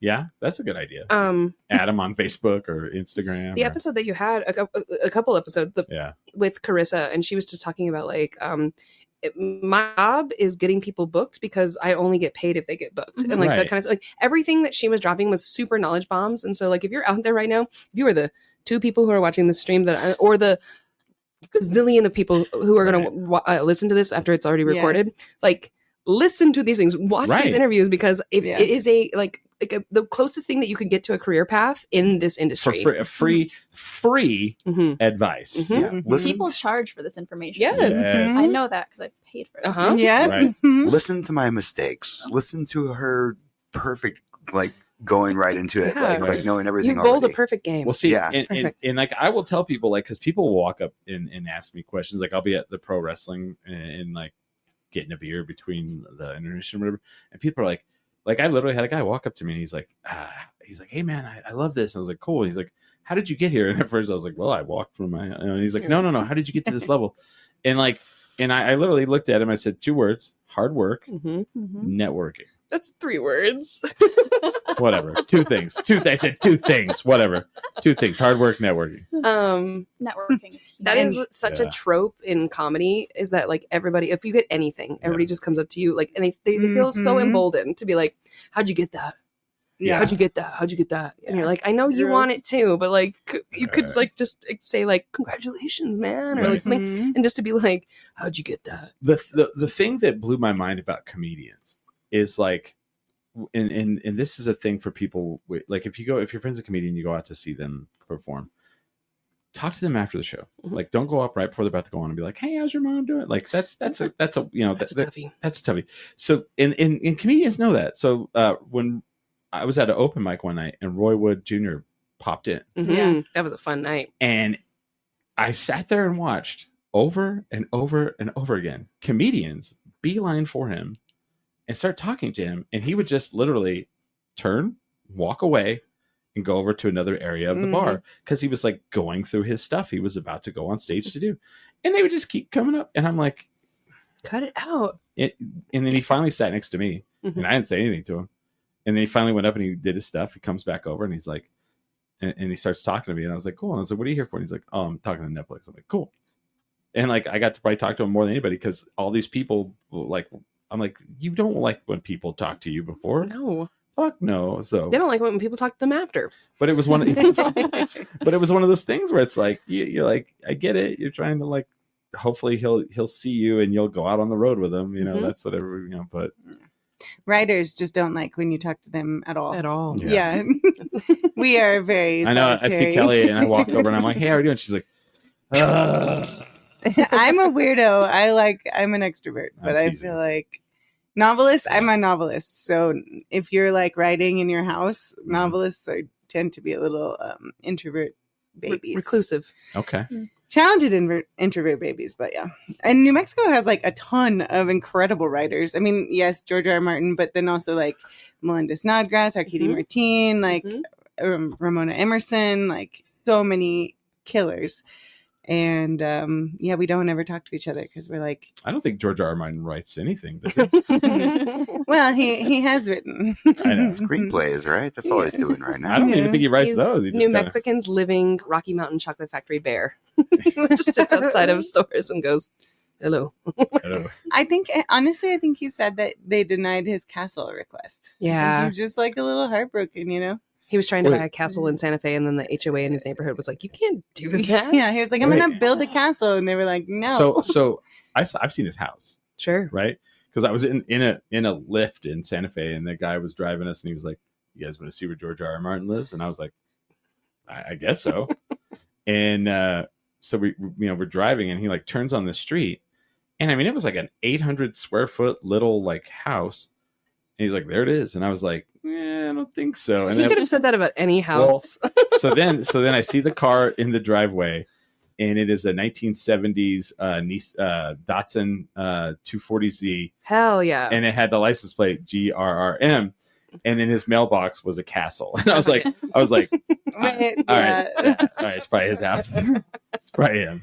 That's great. So I was like, okay, but I was kind of like, and then I was kind of like, that's cool. He doesn't give a shit about like like living in a big mansion or something, or maybe that's a mansion in Santa Fe. I don't know. He's actually really nice. Yeah. He's very nice. I've never. Everybody's like, "Have you ever met him?" I'm like, no, I've never even seen him in like anywhere. Sometimes I'll walk by him. It will be at like literary events in Santa Fe, and I'll walk by him and I'll be like, "Oh my god, he's real! He's like alive! I think he's alive man." I'm gonna like poke him with the stick because he's like, "Oh, he's alive! He's a real man." You're all, episode 8 sucks. Yeah, no, Season 8 sucks." I would- I'm just kidding. I'm No, just kidding. he's great. He has nothing to do with that season. I so- know. I know. A lot of my writer friends here work at his bookstore in Santa Fe, Oh. which is a great Yeah. bookstore. and then I'll help them out with random things sometimes. Okay. So. That's cool. He's fantastic. Okay, I've got other questions for you. If Yeah. you're up for it. Okay. go for it. So, okay, you've booked so many things. Is there anything that you were up for that you were like, man, I really wish I got that? That was like that you didn't get, or anything that you were Well, like, It's like there's been tons of yeah. well, those sure, of in course, general yeah. where it's Mhm. I get the audition and this could be life changing. This Mhm. could be something at least like Mhm. resume changing, where Mhm. it's something very big. Maybe it won't boost my career as much as I would want to, but something that'd be good. I did have one time where I was this close to booking a really awesome role in a really awesome movie. It's so frustrating because my fiance works in production. Yeah. So he works behind the scenes in offices and stuff, and he was working on the same show that I had this audition process and callbacks for, and he saw the emails pretty much saying that I got the role, Oh no. saying like I was sent up for the role, and it was this executive producer that was like, "Hey, no." So I was this close to a really awesome role, and the role wasn't anything crazy, but it was a really high budget big Yeah. movie. Yeah. Yeah. And I had but the worst part too is afterwards I had so many people like apologizing to me, like the director, casting director, my Aw. agent were all like, "I'm so sorry." And You that almost show, got it." and that show was No, Friends. Friends. Friends. But okay, you know what that actually Again, means? she wasn't alive during Waco, so why would she be up for Friends? You know, No, we have a time machine. We'll send you back. you know what that means is that like you're doing everything right, and so just keep going. Yeah, 'cause You know? there's so many factors. Yeah. People don't realize that too. You really never know. What's unfortunate, you never really know how close you got to a role most of the Yeah. time. You very rarely get that sort of inside information. Mhm. So I'm sure there's plenty of times too where I maybe was in the top 10 or top 5 or something and just never knew about it. Yeah. Right. And that's easier, I will say. Sure. That's way easier because It- for all I know, I was never even really in So consideration. has this Mhm. role come out? Has the It's coming soon. Oh, but okay. No, it's not. Don't start making people guess. Like, don't do that. Well, who needs to? I don't even want to say too much. Yeah, don't. Yeah, it's about okay. it, You're but being my- very professional and My good. fiance is in it. Oh, yay. Oh, He's fun! working in production, and they threw him in a small role, so he's Oh. gonna be in it. Yeah, so okay, That's so always how it works. I did a panel for Star Wars a couple years ago, and like speaking of that, and like it was like Tate Fletcher, who's one of Chris's clients, and then it was like the guy who is currently Darth Vader, not like, and everybody's like, oh, well, what's his name? And I was Hayden? like, yeah. I'm like, no, the actual guy that's in the suit. Oh, in the suit. And he's like 6'7", and he was a ballerina. Sure. And like, it was funny. Which is crazy considering his breathing problems. Yeah. Well, it's funny though, because we're getting ready to go out on stage, and I look in the little like side room to the green room, and he's like doing these like getting limbered up exercise, and I'm like, we're gonna go talk. I don't know if this guy knows that, but like, so anyway, there's also this woman, and she was from Revenge of the Sith, right? She was one of the She played the Sith. she was one of the she was one of the Jedi that gets killed in Order 66, right? She's a baby. She was the Twi'lek that got killed. Mm-hmm. And so we're all talking to him, and I'm like, like, did you audition for the role? And she goes, no, I was a production assistant. Oh, yeah. And I was like, what? Mhm. Like I was just working, and they were like, and George Lucas was like, you know what? We need one more Jedi. And he's like, go put her in a costume. And then now, get her a robe. and now she's in Star Wars. Yep. Yeah. Like, what the fuck? Like, That's a pretty good, like, I got one acting credit. Mm-hmm. It's this one. And then, shit. And then, like, nerds for the rest of your life are going to, like, go to get autographed pictures of you at, like, Comic-Cons. Yeah. You're all, I moved on to accounting. Leave me alone. Right now. Yeah. Now I'm with transportation. I was Do just you a know? PA. Do you know that Eliza Dushku from Oh, man. From Everything, Buffy yeah. And Yeah. is like a therapist now? she Yes. doesn't do any acting anymore. I think I would know. pass out. I would just You're like, I'd be like, I can't talk well, to you. I this have to is go. the therapist that takes my insurance, and you just show up, and you're like, what? She's also who did you look up to when you were a kid? Though? Yeah. You? She'd be like, let's get vulnerable. I'd be like, no. No, Nope. I don't think I can. Eliza Dushku. She's so fun. Roger's like, is anyone bragging about being yeah? You know why, Roger, you're saying that? Because you're old like me. The people who loved the episode 1 through 3 are people that were kids during that time. They love it. They love The those movies. prequels? Yeah. Yeah, They love no, there's it's been like kind of Yeah. justified now. Oh, sure. I think. Yeah, well, I mean, it's those kids that grew up. I mean, all of us that are like old nerds are like, this is shit. And the kids were like, no, this was our Star Pod Wars. racing is so. Yeah. Right. So, like, when you got into movies, like, what was some things that you were like, other than, like, you were like, I want to be in movies like this? What do you mean? Like growing up, specific type, like genres? Or anything. Like, what's your favorite stuff? Like, what do you... Like, personally, as just a person who enjoys watching movies, I really like thrillers. Yeah. That's definitely my favorite genre. I don't care how cheesy they can be. I love something with like a weird twist at the end. I like some spooky stuff going on. I am a wimp, though. Like, I will close my eyes in the theater if it's too scary, but I like thrillers and horror, all that stuff. So that's my favorite genre. And the very, very first thing we worked on when we moved here, we actually did background on a very low-budget horror film. Woo. It's called Captive. It's on Okay. Tubi. Ooh. And we actually got hired as production assistants while we were doing background. Yeah. So we did both. You can see us in the party scenes. I'm a dead body. He's a dead body. And then we were like, between shots, then we'd get our walkies on and we were like, first team. So we were doing both at the same time. So it was really cool that our very first movie was also a horror movie. Sort of. It's about vampires. So I guess. I love that. Yeah. That's awesome. So what we've learned today is if you're getting into acting, you're going to be a dead body. You're going to be a dead body. Hey. Yeah. Yeah, You're you can gonna learn be a a lot. dead body. Yeah. It's like, and it's like, I saw you in that movie. I didn't think you were dead. Bullshit, man. It's bullshit. I know her in real life. She's alive. So, what's your favorite horror movie? Yeah. Well, okay, like Or thriller. Recent. Well, yes. Recent? Yeah. Well, one of my favorite movies in general is Scream. Oh, yeah. So good. Aren't That's they- just one of my favorite movies of all time. Mhm. Is there? Oh no, it's the scary movies that are coming. The new scary. There's going to be a movies. new. Well, they've started making A new Scream, Screams too. also. Oh, what? Yeah. Didn't what's his name die? Like the director? No, Wes Oh. Craven? Wes Craven is Oh, John Carpenter. dead? Yeah. He's Yeah, dead? he Oh, died. wow. Yeah. He's dead. And But they're never dead for long. John Carpenter didn't die. John Carpenter. Well, I was trying to remember. I was like, is it Wes Craven or John Carpenter? that No, died? it's Wes Craven. Wes Yeah. Craven died just a couple years ago, not that long Yeah. ago. Because it was in the middle of they made a Scream TV show, which was actually pretty good. Cool. Did they really? Yeah, on Yeah, MTV. That was actually surprising. It's for an MTV show also. Oh. It was surprisingly good, and I think Hmm. he died during production. Is it on streaming? Because they'd be like, now screaming. Now screaming. Yeah. I used to own the screenplay to Scream, and I would read. It was one of my favorite Okay. It's just a great screenplay. Like Yeah. the writing of it was so Tight. cool. Mhm. It's so on the And, nose. yeah, and Kevin Williamson, like who wrote it, and then gave it to us. It was like just he really like embodied his approach to writing, and then he went on to do Dawson's Creek, which I also really loved. I And just started watching that. That's it's my so cooking show right good. now. Yay. It's a good one. Oh, nice. Are you guys going to go to the Guild on Thursday? For Screamfest. No, there's a Right. film. There's a Okay. film that's they're showing this film, Mhm. and one of the actors in it is going to be there, and it is a.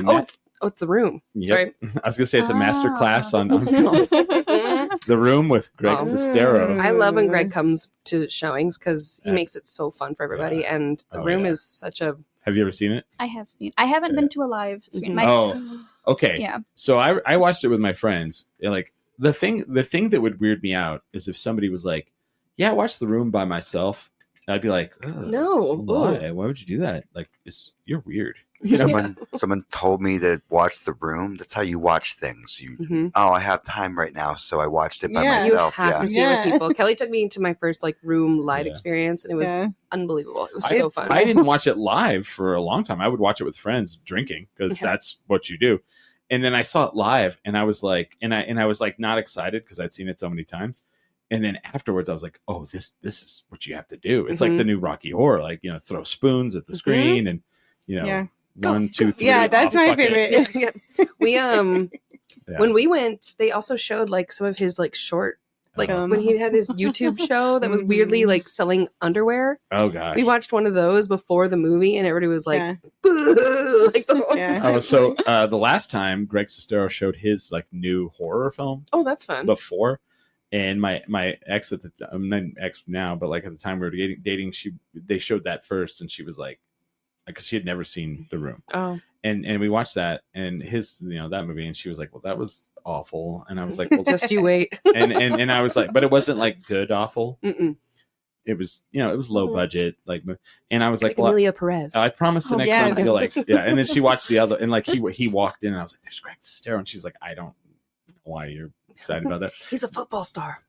You'll see. That's Mark. That's Mark. That's Mark. And finally, like after the movie, she was like, "Okay, that was awesome," and I was like, "Yes, right? How awfully bad that was, And so so it's Thursday, and my coworker is a huge fan. He's never seen it like live. in the Oh theater, or yeah, in the you theater. gotta. It's so And cool. so I'm trying to see make live. him go. Mhm. And he's like, it's a Thursday night, man. I'm like, it's at 7:00. It's not like it goes to That like does seem 1 like a.m. fun. Yeah, it's super fun. The Guild is awesome. I love Yeah. the Guild. So excited about that. So we're gonna take a break here. So do you have any like thing that's coming out that you can talk about that you want people to see? I Or can something say you a wanna tell tiny people- bit. yeah. No, there is something I want to like just mention, like name drop, but I can't give details unfortunately until the official press release is out. Ah.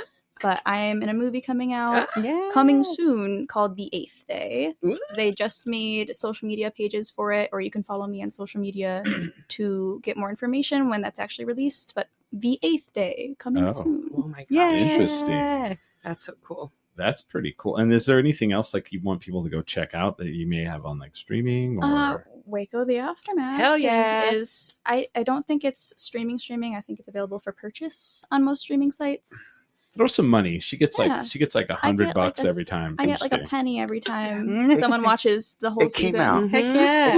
It came out on Showtime. Huh. I played a juror in it. So yeah. Wow, yeah. So yes, it's on Showtime. You can And- totally and watch. Smiley was Waco. all, nope.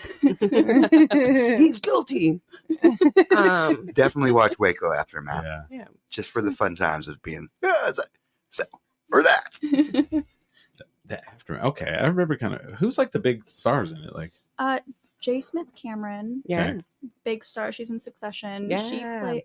So Waco the Aftermath. It's mostly a sequel, but it's partially Yeah. a prequel Hmm. also. Where they the prequel parts. I'm in the prequel flashback scenes where they show way before the actual events of Waco happened, like how Yeah. David Koresh came to be as a person and kind of like a cult leader. yeah, Interesting. How he rose to power is what they also show, and she is someone within that realm of that's the cool. show. I need to watch those because there was the one with Taylor Kitsch, and then Mhm. okay. Yeah, so this is related to that show. He's just not in it because his And the whole time I'm just gonna be all, "What's Riggins doing? Come on, man!" Yeah.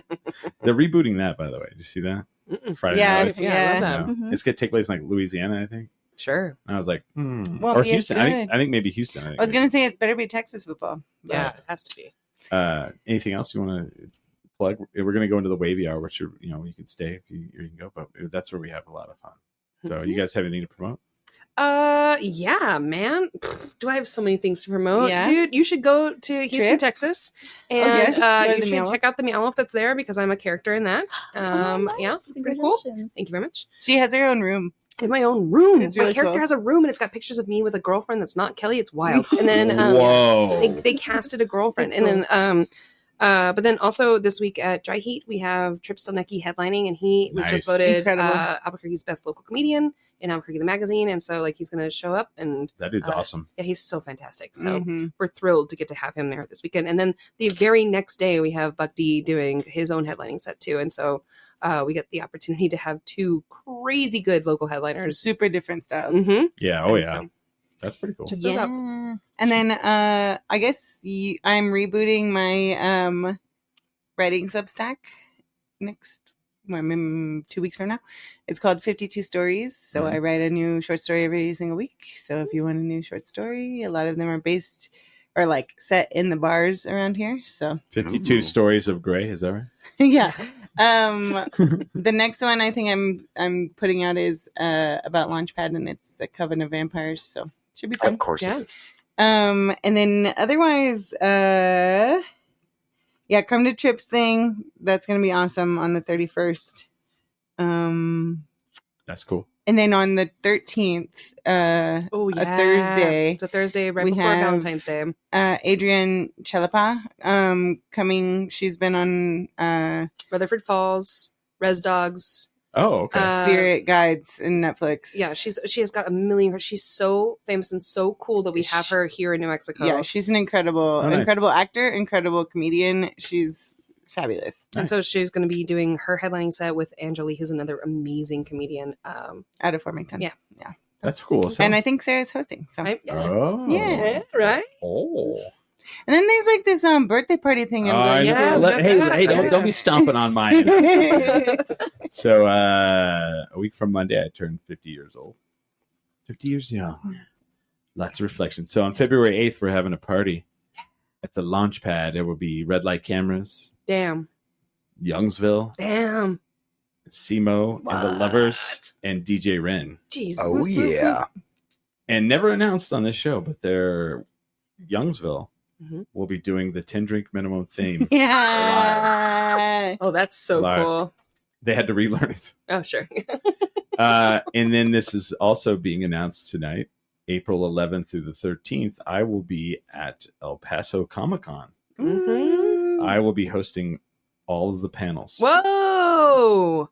That's great. Congratulations. I will be What? I will be Mingless Oh, in El Paso. I think that's a movie. mingless. Mingles enough. It's still mingling. The promoters reached out to me today and asked if I would come down and I would host all the panels. Dang. cool. Yeah. Are there any And, announced like headliners and stuff? Or do you Yep. know who's going to be? giving you Sean Gunn. Oh, hey, that's cool. That's the big one. Is he bringing his brother? I would love that. That's But so I'll be hanging out in the green room. I'll Is be he gonna scream like a weasel for us? right. Oh, I'll be like, so Gilmore Girls. Yeah, I was going to say, please only ask questions about Gilmore Girls. What was your favorite job that they gave you on Gilmore Girls? And I was going to ask Smiley if you wanted to go with me. Send me the yeah, I would All love right. to. I would love Cool. to. Send me the dates. I'm trying to think if I have anything else that's going on, but no. Oh, I will be on the Badass Cult podcast. I love that promo. We recorded it on Thursday, and I will tell some stories about that and introduce something new to the show or to the studio in the next hour. So I'm going to promote that. So I want to thank Sarah and Kelli for being here. I want to thank Smiley for coming in, even if he still feels not well. No, And I'm doing great now. And then keep an eye out for future star Alexis Berent. Yeah. And with that, We are 10 drink minimum.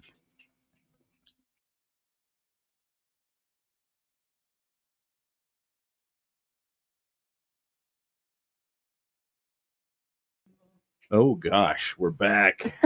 Is there more to that song? It's a full song, right? Yeah, I actually cut it Oh yeah. to fit in the intro. Yeah, that's the Carlos Tatal Youngsville. They're going to be doing that on my birthday, February 8th at the Launchpad. It's open to the public, $10 entry fee. It's only a $10 minimum. Fucking A. That is Sarah Kennedy. That's Kelli Trapnell. And we have with us, that's weird. Maybe not. It's facing you. It's, yeah. This camera, like, it's like, I don't see a face. I think it'll like find one, but apparently it does not. It's like you. It says, But we have actor Alexis I Berent. don't see your face. I can't forget the time or place. There we go. Hi. Hello. As everybody gets sick as they go around. But yeah, it's a $10 fee to get in. Man, it has been a whirlwind of a week for me. Mm-hmm. And it's weird because it started out and we have Smiley here. Sorry, Smiley, I forgot about you. Oh yeah, no, that's Devil Smiley. I'm pretty sure everyone knew I was already here. Yeah, with Carlos the cow. It all started with Comic-Con. Like this week has been almost insane. So like, we talked about this on last week's episode where I was like, I'm just going to do one panel, and I ended up doing the most, and I ended up doing some very high profile things, and it just has snowballed all week, right? Damn. So like, I had already booked doing another podcast. We have a shot of Malort here because Sarah requested it. Everyone's doing it except for Alexis. That's okay. She's That's allowed. good. You're That's allowed fine. to say no. Okay. You get to just like watch us react to it. That's just Chicago That's the Dry fun part. January. Mhm. Yes, exactly. I have tried Malort. Yeah. Well, then, I know yeah. the torture it is. Yeah. All right. Yeah. Okay. If you've had it. Chicago Dry January is like, I still drink, but not Malort. Yeah. Yeah. That's a Chicago sober, right? Yeah. So we're gonna put the camera on Smiley, and we're gonna say we're gonna do a cheers Sure. to Alexis's career Yeah, and hell to yeah. and to my birthday coming up. So Yeah, hell yeah. yeah. Cheers. 1, 2, 3, cheers. Cheers. Man, I know we told the story last time we were on the Yeah. podcast, but when Yeah. we showed up for our anniversary to Yeah. Founders, and Brandon was like, let me get you guys a shot, which he purchased himself legally. And then he served it to us, and we were like, thank you so much. And we slammed it, and it was like, oh, Malort. Malort. Wow, thanks, man. Thank you so much. That was our fault. We brought it. We brought it to him. That was our gift to him. We brought it. He was. So I had already planned doing this podcast called the Badass Cult Podcast. And the weird thing is, I've been doing this almost 19 years, right? I don't get asked to do a lot of other people's podcasts. I've never done Sarah's. Never once. Never one time. Listen, give me a second to get over this Malort You shot. And then chose it. You. I know. I requested asked it. for this. Yeah. I am. So anyway, I go on this podcast, right? And they're like, yeah, here's where we live. You come and we'll feed you, and and I'm like, cool. And so I go, and I had the best time, right? It's Matt Culpepper was on the show, Brother Barnaby, and then Cammie. They had me in there, and then we did like a 3-hour show. It's amazing, Sure. right? I really enjoyed myself, and I had no issue being a guest because sometimes I've had issues being a guest on people's shows because like I want to just take it over. But they wrote a haiku for me, so there's a special haiku on there, and then they also did this, and I have to get this ready because this is very special. I've never It's seen this. so good. Yeah, Oh, they it's made so good. this, which is Oh. a puppet version of me. Ah. And I'm in my Kill Bill because I have the Kill Bill outfit or the Bruce Lee outfit. It has a little wrestling belt on it, and they used it for the promo. They had me call them and leave a voicemail, and then they were like, "It's like this is Chris, and I'm on the back." And I was like, "So this exists in the world now." It's so realistic. It's Right. so good. And I knew they were like, because we were talking about Jim Henson, and they're like, "Funny you bring up puppets," and I was like, what is there a puppet of me here?" And they were like, and they pulled it out. I was like, all right. I love that you have one eye much larger than the other. Well, that's how I am. And I squint one eye a lot. So that exists in the world. I want to thank them. And that show, I don't know when that comes out, but it's coming out soon. We got to have you on the puppet roast battle then to come through and be a judge. I better win. No, Oh. you're You're a a judge. referee. Yeah, I'll because if judge. you lose, it gets shredded. So we No, never do that yet. yeah. The competitors have to be Fandango style Yeah. paper Paper bags. bags, yeah. We had it last night, and it was Incredible. I know. I saw that, and I Man. was like, shit, I need to go with it. It's so good. Yeah. It was So- really, really funny. So then that was Thursday. And then I go out Friday night to Adobe Disco. And like so many people are like, oh my God, it's you. And can I buy you a drink? And I'm like, well, this is getting weird. Like, what the fuck? You know, like, yeah, all right, cool. You know, and like one guy sat and he bought me a beer, and then he was like, I'll buy you another one. And I was like, no, I'm good. He's like, you're gonna turn down a gift? And I was like, well, you know, I don't want to, you know, I don't want to throw up outside, you know. Mhm. But there was kind of an overwhelming response in that. So then yesterday, like Candace is like, we're gonna go to Soch tonight. It's a drag show, and Alma's gonna be there. Mhm. And at first I was like, yeah, let's do that. And then I ate a chicken pot pie, Mm-hmm. and my stomach was like, you know, bloaty. I was like, I don't know if I'm gonna make it. And one of my friends is like, Good story. no, we're gonna go. We're gonna go. Well, I'm telling you. I know. I was I was bloaty. So we go, right, and like we get there, and I don't know how this works now. Like, you don't have to be a member anymore. You have to like sign up at the Soch. You do, but You like, do. Yeah. Yeah, you remember, but it's like they've got kind of You like have- Costco where you can be a bona fide guest. Yes. yeah, and then they're gonna start doing a membership like subscription now. Yes. Yeah. Mhm. Which Yeah. is good, honestly. Oh no, it's smart. Yeah. Mhm. So then like we get in and like we do general admission, and I see there's like tables. Mhm. And like, I'm like, I don't know if I want to stand this whole time. I'm like, I wonder if all the tables are taken. Mhm. So I go back over and I asked the lady, I was like, so are all the tables paid for? She goes, we have one Oop. that's not. She goes, Specifically for bloaty. yeah. She's like, did you have a chicken pot pie made This with is cauliflower? And I was like, I You got did. the VIP bloaty boy table. Totally. And I was like, oh, okay. And she goes, well, you already paid for 3 general admissions. So if you pay like $30, you can have it. Damn. And I'm like, Nice. done. She goes, but it's in the front.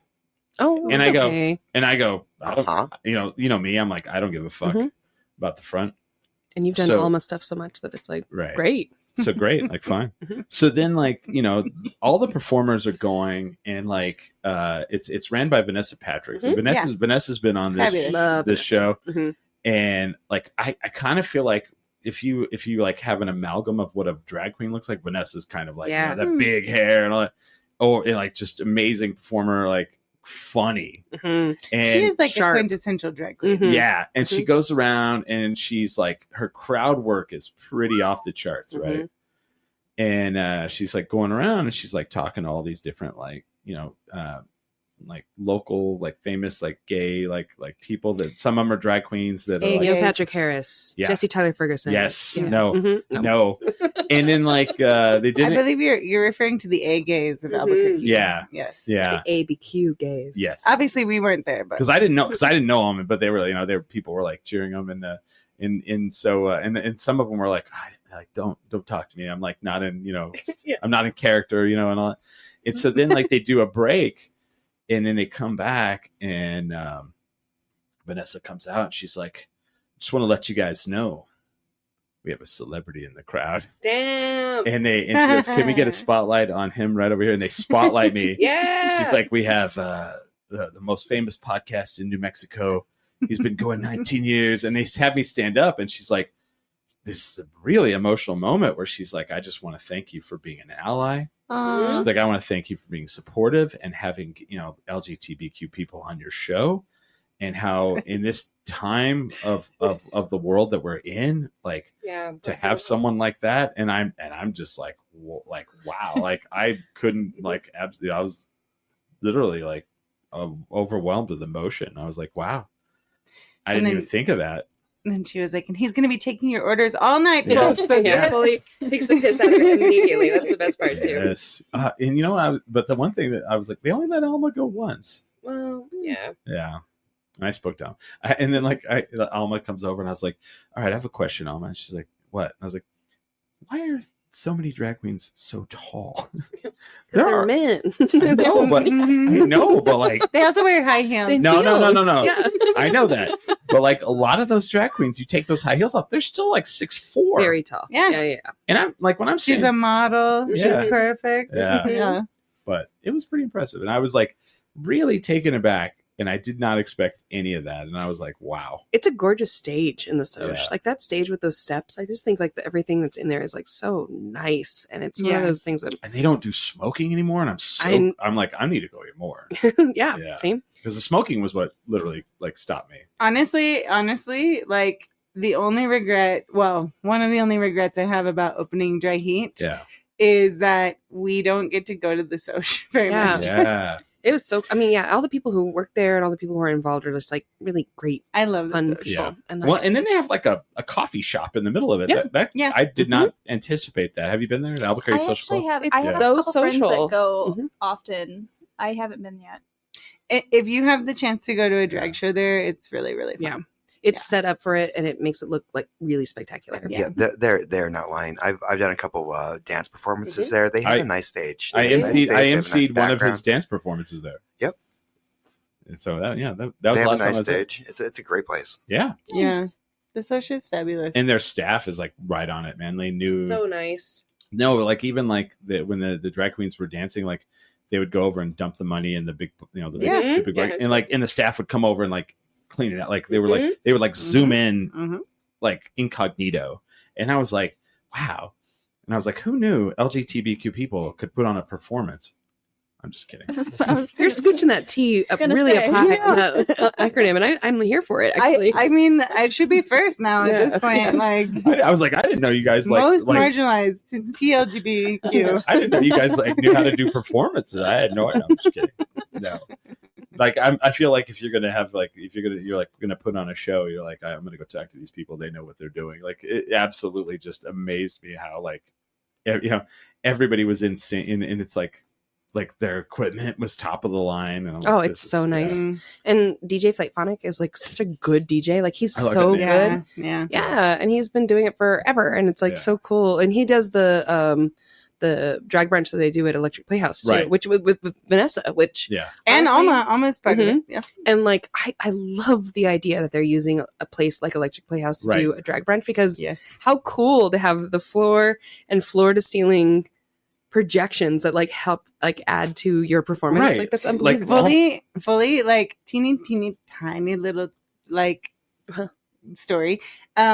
We got married. So we got married after those 3 times we had to reschedule. Yes. In September of 2021. And the way that we did our wedding, we did like essential family people in an our outdoor friend's backyard. ceremony. Yes, just in case.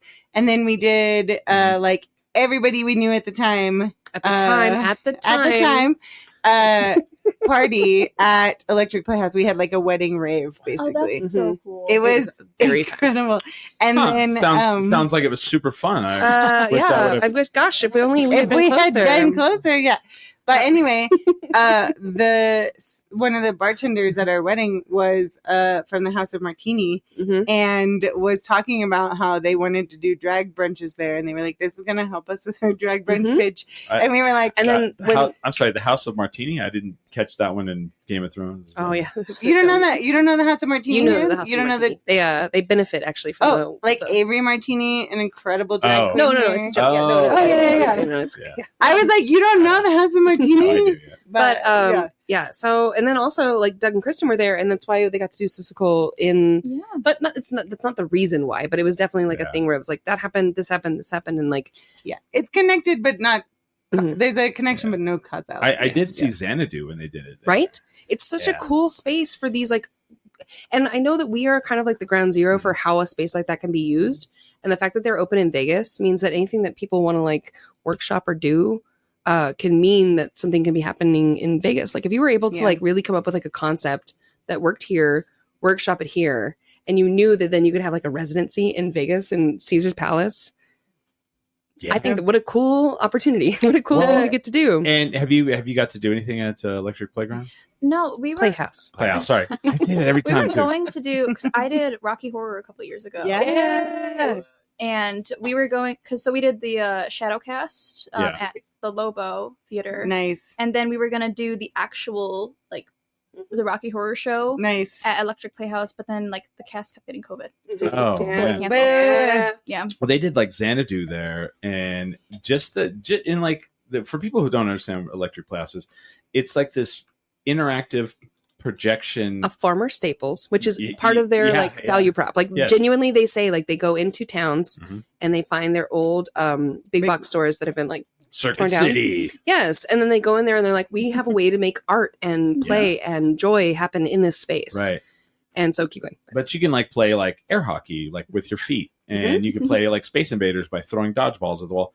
And so like that's pretty cool. But then also like they're like, oh, and then like this Thursday, Friday, and Saturday, we're gonna have Xanadu there, where all of the scenery is going to be projected on the walls and change. Really cool. And on the floor. And like, the guy's gonna be on the edge of a pier. Well, we're gonna have the pier on the floor. Mhm. And it's like really amazing. Have you And- been to one of the raves there? I have not. I'm not much of a raver myself, but I have like an alternate universe in which I would have been a raver, yeah. but I'm alive now, so I'm The happy closest about I get that. to a rave is watching the movie Go. Oh, I love Go. Oh, people don't bring up Go enough. Not that crunchy herbal rave shit, right? fully. I like had a path at one point when I was like, is my life going to be Go? And then I just die at a rave. You're all or the opening of Yeah. Blade. Right, Yeah. exactly, but Fully. also possible. But Also they bring in possible. these like big DJs and there's big dance parties and they make the visuals happen all around you, Yeah. like all around you. And It's so, really cool. you know, Yeah. sober or otherwise, it's a really cool experience. Well, and then Yeah. Alma was saying, like, when they do the drag brunch, which I need to go, like, a drag queen will come out and there'll be like flames coming off Mhm. of their So cool. feet. And I'm Mhm. like, oh, that's every step they take is like Incredible. programmed to be Yeah. so cool. And that's like really, the more you think about it, the more you're like, yes, this is so cool.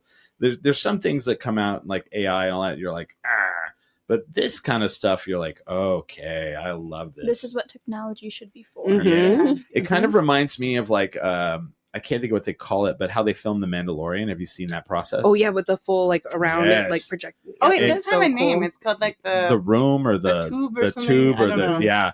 And if you guys have, there's like I think it's online. You can like Google and watch the whole process of how they actually film The It's Mandalorian. really cool. And they don't act, they can make anything look like anything. And It's very cool. It blows your mind. Like there'll be like one piece of the set in the middle of the room, and like everything else is digital. Yeah. And I love that. Like I prefer that over the CGI. Like I Mhm. think that's so cool. Have you ever seen this? Like, you know what I'm talking about? So do you understand what we're talking about? I haven't seen The Mandalorian. Oh, okay. Well, it doesn't matter. So like, so it's Star Wars, right? So, Yeah. okay. So they have this room and it's all LED screens all the way around. I think I do know Yes. what you mean. Mhm. Yeah. And It's so- basically like a green screen alternative. Yeah. It is, but it's like if we were in this room and I could change this wall to look like a mountains and you feel like you're seeing. So the thing that's cool about it is the camera has a chip in it so that when It smooths it. well, it does that, but also like when they move the camera, the room, the scene moves with it. Mhm. and so they can film an entire scene and make it look like they're on an ice planet. Mhm. And all they did was make the ice planet around them in the LED And room. so they don't have to CGI it in Correct. post. It's Nope. like while they're filming. Yep. And Yeah. for Okay. actors, I think in particular, who It- have to like act off of like a floating yeah. tennis Yeah. ball, it makes Yeah, it 'cause so much nicer to just kind of That's be like, the weirdest. I'm here in the Definitely. desert. Yeah. Have you had to do anything like that? The where you're- actors here, you Um, look up there. I haven't had to do it, but I've been in scenes where I was like, I work as a stand-in sometimes, especially when I first got here. I did a lot of stand-in work and photo double work. So I was standing in for scenes where I was like surrounded by a whole green screen. Oh, and wow. I was Mhm. like, how? Okay. How does this work? So you guys are like into comedy and into movie. Have you watched the franchise on Max? They canceled it. They canceled it. But have you watched it? No, but I love the premise of it, Do and you I know wanted what, to watch it. Do you know what this is? There's a million famous people in it. Yeah, It's there's like a million famous. So it's all about they're filming like a Marvel type franchise movie. Yes, God. this show. And who's the guy that plays the main character? He's so good. Anyway, he's like an assistant director, Mhm. and it's just literally following him around and watching like how like he navigates all these like egos and the director's ego, the main actor's the main two actors, because like the main actor is like the new it guy in Hollywood that's got the six pack and all that, and then the villain is like a former Shakespearean like the guy, you know, and it's so funny, like all the little things he has to constantly like do to like get them just to fucking film the scene, and there's like the whole scene where they're like in like some Middle Eastern country, and they're gonna blow up this bridge, and they're like, all right, go, and the bridge behind them blows up. It's like, no. And they're like, we're gonna delete all these scenes and we're gonna get out of this country as quick as we can. And it's fantastic, and like I guess people just didn't catch on to it, but it's really funny, and I sent it to a couple of my friends that are directors, and I was like, are you watching this? This is spectacular, because it's just him constantly dealing with the director who's like infatuated with Christopher Nolan. It's like I met him at a party once and he told me that, and he's like always, every time they'll pan over to him, he's telling someone that story. So Yeah. Wait, I have a serious question for you. Yeah. Do you prefer, on this kind of theme, do you prefer movie acting or stage acting? That's a good question. Ooh, I think I'm a better film actor. When it comes to just like, I think I'm better when it comes to being subtle with things. Theater acting can be really fun though, because you have to be a little bit. You have more to be more theatrical, more like, energy, and that's the thing. Like when I was a kid, emotive with anxiety, I really struggled with being big enough. Yeah. It was always said, like, it's a compliment, but it's really an insult when people would be like, "You're more of a film actor," because I'm supposed to be like in a big musical, and I wasn't able to really bring it in the way I was supposed to. I feel like now I'm much better at theater acting than I used to be, but overall, like career-wise, film is definitely my niche and where I see myself. Are there any like excelling. musical theater like performances that like hype you up? Like when you're like, okay, I gotta go out there, I gotta do this. Well, what hypes me up, I've recently started going to the gym. Yeah. Very recently. And the Legally Blonde playlist is the most motivating. I was bothering my fiance, I think literally yesterday, maybe the day before, and making him listen to all the songs. I was like, no, you don't understand. Like if you are on the treadmill to this song, like you're gonna keep Courtney, going. take your break. Yeah. Yes, like fully. So Legally Blonde is very motivating. Oh my god, you guys, my so I was in a sorority once upon a time. What the fuck? You didn't know that? Yes. Yeah, okay. Yeah, because you're Greek as well. You're Greek. What did you call me? Yeah. Yeah. I am, yeah. Anyway, me and my sorority sisters would like drive around Fort Worth, like screaming, "Oh my god, you guys!" Like, it's so upbeat, and it really gets, especially because the songs are specifically like she's motivating herself within the songs. Yes. She's pursuing a law degree, but I'm like, I can pursue like toning up a little bit. Yes. So it's very motivating. It's one of my favorite shows. I read recently the biography of like Steve McQueen. Oh. And like he's one of those actors, like is it like the Lee Strasberg, like that like group that, you know, of acting, where like they came in and you had all the former actors, like the older school of thought, where it was like you'd go on and you would tell people what you were feeling. Well, his acting, you know, was like, well, you show people how you're feeling through your body language, right? What did you study? Like, did you study anything to like get you prepared, or are you just like self-taught, or? Kind of a combination. Again, I've always been taking classes. Hell yeah. I grew up, specifically the kind of theater I was doing was a lot of camps where the whole goal was to teach. You know, we have directors are also teaching us what it takes to act, and like the kind of headspace we need to be in, what kind of methods we need to be using to like learn our lines and to deliver our lines. But I'm not somebody who has done a very specific method or a very I don't know if there is anymore, class. Right? Nowadays, it's really hard to just pick one, I feel like, because there's so many different methods. Like, I'm not a method actor. I'm not somebody that comes to set in character and stays in character the whole time. Right. But I will say I understand how some people need to be in that headspace to Jared Leto perform. Yeah.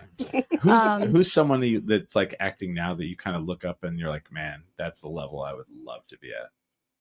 Well, somebody that I've always really looked up to, and my favorite actress when I was in high school was Kristen Wiig. Hell yes, because for sure. Specifically, a lot of people really know her for her comedy and for SNL, which that makes sense. That's what she's probably the most known for, and then Bridesmaids.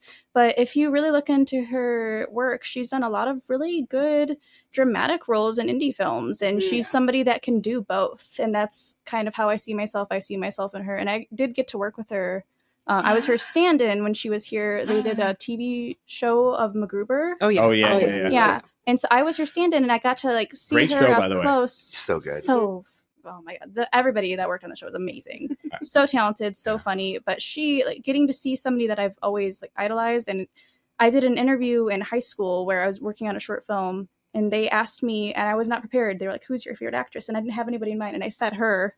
And then a few years later, I got to work with her. So See, it's really full circle. you put that out in the world. Mhm. See? Exactly. So that's definitely somebody whose career I like. And I haven't really done a lot of comedy personally, but I do think I could do comedy if I was put in that position. Let us know. Well, Yeah. it was really interesting to me because everybody like from last weekend I did a lot of the panels, and I met a lot of those people, and everybody's like, which one was your favorite? And it was really weird.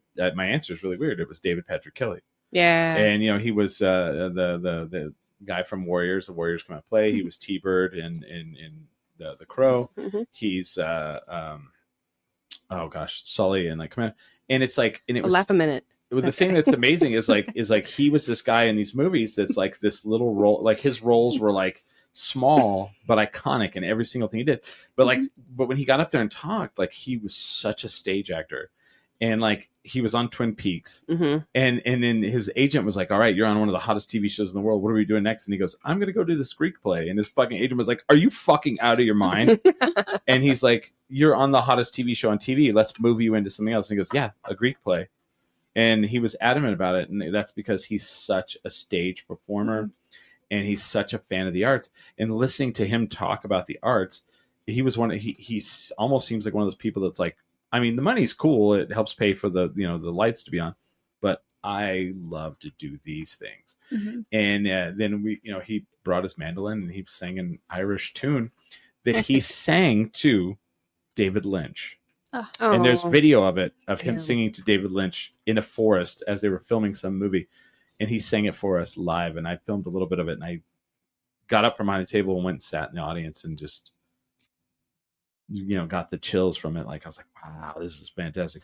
And just to watch someone who's like not in it to be famous. They were not into it to be, whatever. They were like into it because they probably don't have any other choice. This is what they do. Yeah. It's just one of those things too, where it's like, I know that like a lot of actors get like famous and it's Yeah. glamour or whatever, but this is like genuinely a craft. Like this is a craft. Yeah. And when you watch like craftsmen come through and do it, it's like really, it's unmatched. Like it's so cool. Yeah. Like if someone like I worked at a company that had like gas stations, and we would, break concrete, and like this guy, like he was our concrete guy.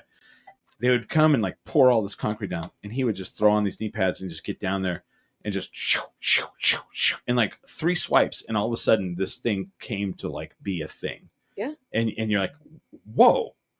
And he's like, "You want to try it?" And I was like, "Sure." And and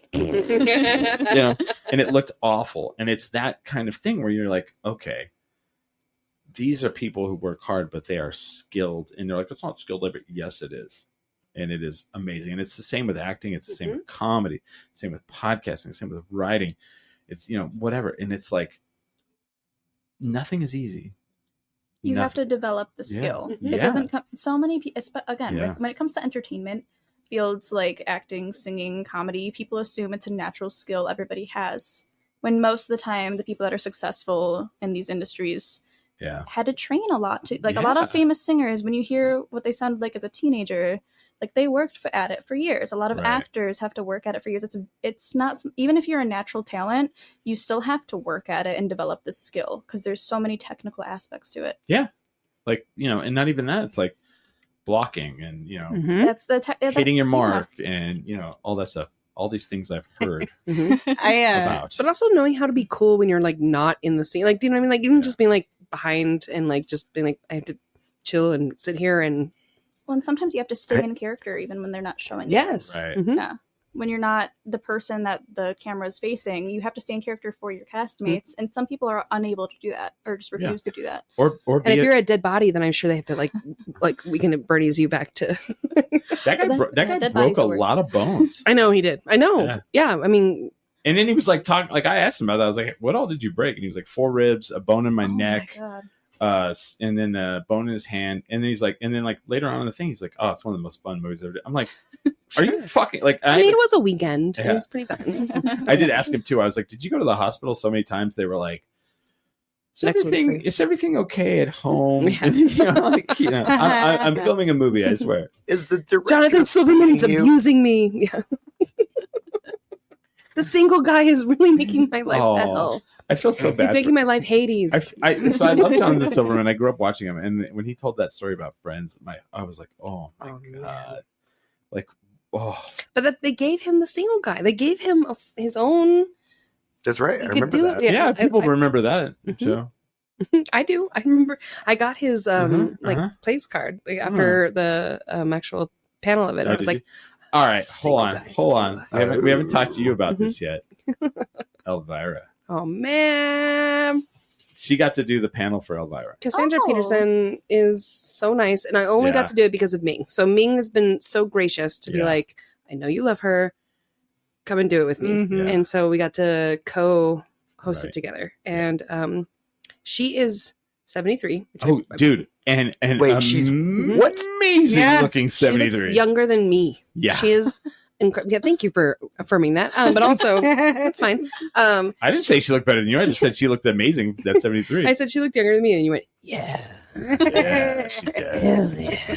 Better than Sarah, yeah.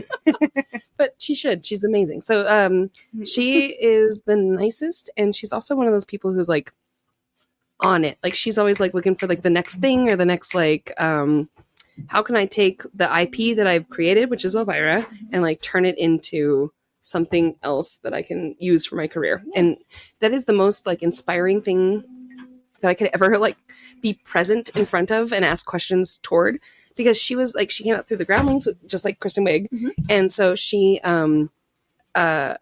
developed the Elvira character with all of her groundling friends.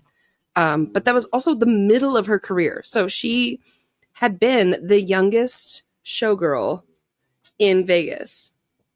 She was 17. What? Wild. Mhm. And then, yeah, she lied. And she got through the kind of like Mila Kunis and like the 70s show. But so she was the youngest showgirl that had ever been in Vegas. She hooked up with Elvis. And then because of her connection with Elvis, She hooked up with a lot of people. yeah, oh yeah, of course, yes. But Yeah, then, but Elvis was the coolest. yes, and Elvis was like, you got to get out of Vegas. You got to get out of here. You got to Yeah. go to Los Angeles, like make this happen for yourself.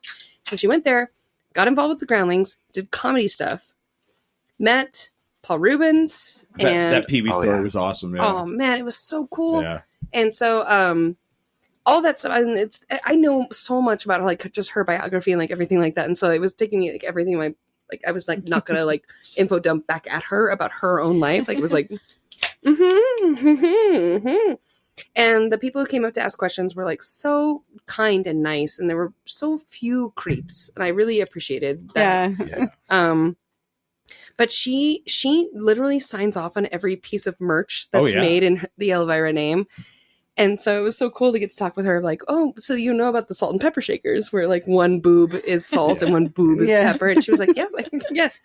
And then we were like, and then you know about the mouse pad, where like the wrist guard is the boobs. boobs. And she was Yeah. like, actually, that saved me from carpal tunnel this week. And I was like, She was legitimately like congenial and funny, like Mhm. just really like on it, like bam, bam, bam. So you could tell she was like, that's why she's successful. so nice. And she had some AV problems in the room, and Yeah. so like that was, I think, really genuinely, I knew like me and Ming's like main job was just to be like, hold on, we're gonna like facilitate this for you Right. and get her the questions that she needed. to let you know, Mhm. that was the best it's ever been.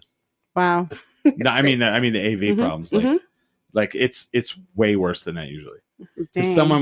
someone's like, oh man, I bet Albuquerque Comic-Con's on it, and I was like, no, Well, yeah, come on. No. Don't- no, this no for like this the is AV. the wavy hour, so you're allowed No. to say that. But No, I mean like for the like, ask Ming. Like every year, it's like how like Ming requested the monitors. Mhm. We wouldn't have had Which was monitors. cool. Yeah, we saw them. They were right on stage, Yeah. and they were not turned on. But Yeah, well, they were for one of mine. I'm sure, yeah, probably the big one. Yeah, Yeah, But- you don't walk like into Mordor without Yeah. having the monitors Yeah. on. One does not simply. but we didn't have heat, so that was No. it cold up there for you? Sure.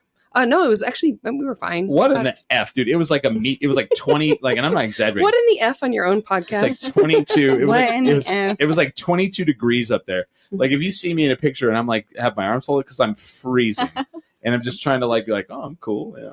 Well, I Yeah. mean, probably for Elvira, they were like, they're going to be looking at her boobs anyway, true. so we should Sure. probably make it temporary. So, hot. so I Yeah. snuck my friend. My friend showed up and on Saturday Sunday, and she'd never been to a Comic-Con. And I was like, we're gonna go to the green room, and she's like, I think I'll let me in. I think I'll let me in, and I was like, That's exactly how I felt when Ming brought me backstage. And I Right. was like, oh, if I can be back here. it's weird, right? And so I tell her, I'm like, you and I are gonna walk to this room. You act like you're just tired. Mm-hmm. You look tired and like determined. And she goes, okay. And the guy looks up and he goes, and then just looks back down at the football he's watching. Mm-hmm. Mm-hmm. And so we're sitting in there, and she walks in, Oh, man. and my friend goes, "That's Elvira."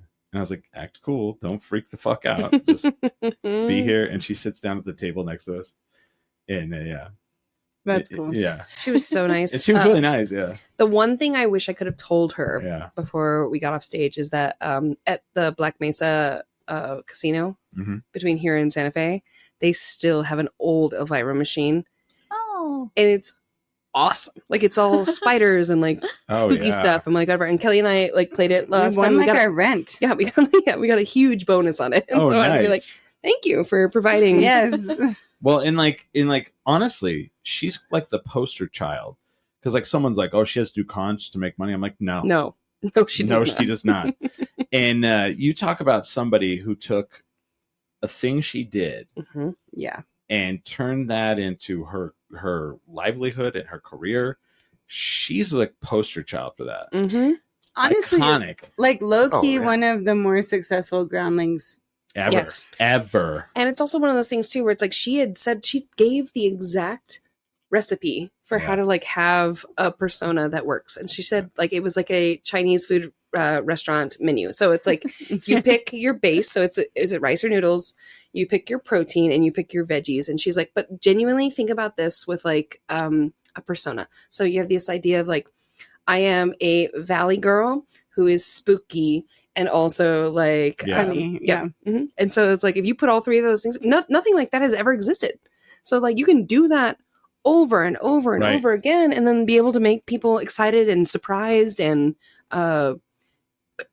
buy some salt and pepper shakers with your own boobs Yeah, on it. Like Well, yeah. At work, when I brought her up, people were like, "I don't know who that is." What? And I pulled, but then I pulled the picture up, and they go, "Oh yeah, yeah." And I was like, Yes, Elvira, yes. Elvira. Kelly and I talk constantly about that era of Right. performers where it was just like the B-52s, Yes. Yes. Pee-wee, Elvira, Yes. those triplet older ladies who always wear go-go boots and were like performing like I don't know that you one. have to know. I probably do. Yeah. Yeah. But like everything about that like kitschy era of the 90s Yes. is such a cool, it's almost like a 60s throwback. Well, they were like 80s for me. Mhm. Yeah. Yeah. So like Yeah. late 80s into the early 90s, like Yeah. that has set up everybody with the idea of what postmodernism even looks like in right. pop culture. Right. And it is so cool to I don't know, even like I feel the like fact- Alan Cumming I mean, can be Mhm. put in that Mhm. group. look at the show logo right now. I mean, yes, exactly. So Mhm. and then you get into like that kind of stuff too, where it's like Yeah. Harvey Danger and like that kind of like alternative. rock Even now, stuff. you get like suffragettes Mhm. and all that Yes. stuff. Yes. Oh, they were great. Yeah, they're incredible, which we told you. But yeah. it's perfect. Yeah, I went. great. They're I great. went. We were Yeah. there. Wait, okay, I have another question. Okay. What are your Oscars predictions? Oh. Oh. I don't Yeah. know. I haven't seen all the nominees, and I don't Okay. like to make predictions until I've actually seen everything. Heard. I have a question Okay. for everyone here. Before you ask that, though, Alright, you you- are a union, so if you Yeah. wanted to tell who you voted for, Well, I'm waiting for so I like to get the physical screeners. Mhm. Everything's green now, which is awesome, but I like to own the physical copy. Mhm. Yeah. So I'm waiting for my Can physical I, because I haven't seen Wicked yet. oh, Can I, I'm waiting for the physical copy Can I to come in. watch Complete Unknown with you? I've seen it. I've seen it. if there's a way for you to get to see Wicked like in a theater though, and like get the full, it's so cool to It see was it. always like I wanted to see it in theaters, but I don't like going to crowded movie theaters Yes. Mm. hmm because people are horrible. The last time I They was in sure a are. theater, sit down and stop singing. Right. That's the thing. That's Yeah. even worse with Phones Wicked because and- people are going to want to sing. But every time I go into it, there's always people coughing. No. There's always like a ridiculous number of people coughing through a whole. The last thing I saw in theaters was Nosferatu. Okay. And the Mm. entire time there were like people on either end of the theater coughing throughout the whole thing. Yeah. So it was, and there's always obnoxious people. One time a few months ago, I don't know what I was seeing because I was so distracted. People were Snapchatting with the flash. Oh, come With the flash on. Yeah, that's It was wild. ridiculous. That's Wow. ridiculous. Did Yeah. you? So Where are you going to watch right. your movies at? Regular movie theaters. Oh, Like okay. you should. Local No, this theaters. is Wicked. Wicked is the whole thing. Oh, They so had good. to, Well, they had to Nosferatu. release they had to release a version for people to sing in the theater. But they do that to with it. all musicals. You But- can do, Oh, I they didn't do it know with that. Grease. They do it with Mamma Mia. They do it all the Oh, time. alright. Yeah. But you said thing. even with Nosferatu, it was like this. Yeah. Yeah. Oh, okay. That's true. People are just really. I feel like since just- COVID, just people have pieces gotten of really shit. rude. Yeah. They Well, saw, Lost their theater etiquette. they everybody- saw Megan like Yeah. in the theater. Oh, and, yeah, like, Myth Well, every- Regan. Everybody wants to be famous like quickly and do something viral and it's, Yeah. Yeah, so people, if I'm gonna go to the movies, I either see something a few weeks after it came out, if it's still in theaters, because everybody's seen it already that wants to, right. or I try to go like on a Wednesday afternoon. Smart. Yeah. So 'cause I just don't want to be in a crowd that's gonna ruin it for me, Yeah. and I also don't want to get sick. Like, Yeah, I don't want to be in a crowded room with a bunch of people. Yeah. No, I got it. That's another cool thing about the guild, though. Like the guild is like, Guild rules. yeah, they pick all the really good stuff that Yeah, they they need, do. that Albuquerque needs to have. Yes. And So- they have midnight shows. Yeah, I hate that. I know. 'Cause it's too late for you. Yes. Well, I'm the- old. They're the only ones I can see. I So- get off work late. Did you guys see Timothy Chalamet from Saturday Night Live last night? Okay, we've been waiting on it, but I know all the stuff that happened last time. But I'm not talking about any of the sketches. Mhm. So he when he did the songs. yeah. Good? Motherfucking amazing. I heard so good. I heard Dude. so good. Okay. That's good. I think so. I saw so I'm a huge Dylan is like one of my. I mean, like yeah. his first appearance on SNL, he sang for that too. Yeah. Like, Did he? Okay. yeah, and that He's was a right musical Well, because theater nerd. Tiny Horse. Yeah. he did no, all yeah. that. Yeah. He's So- my tiny before horse. Dune came out. I was like, this guy's gonna get. He's gonna nail it. Dude. Mhm. So He's got it. he prepared for that role as Dylan like 6 years, Mhm. right? Which He I had love. live singing on set, like Right. like That's just so like impressive. mhm. Which I love Wow. because like we live in this culture where everybody's like, I want to get famous like quickly and like not work that hard, and to see this guy, Nobody who's- wants to work. No, Is that what you're saying? no, nobody wants to work. No, but but like they don't want to put it into their craft. And to see this guy do this movie, and like was very skeptical because I'm such a Dylan guy. I've read the biographies, I've watched the documentaries, and it is phenomenal. It is a phenomenal film. The director did a killer job because biopics are kind of made fun of now because they're pretty paint by the I number. think it's pronounced biopic. Biopic. I'm literally just Biopic? joking. I'm just joking. And then they're like, well, he's going to be on SNL next week. He's going to perform as the musical guest as well as the host. And I'm like, okay, he's going to do, which songs is he going to do? He did 3 Dylan songs that no one knows. You got to do 3. That's a lot. Kind of. Honestly, Taylor Swift was the only person who's gotten to do 3. They only did 2 performances, but he Mhm. did 3 songs. Once again, Timothy Chalamet. And do you know who brought him out? Bob Dylan. Adam Sandler. Dan. Oh yeah. I was like, that's- Oh, Timothy Chalamet.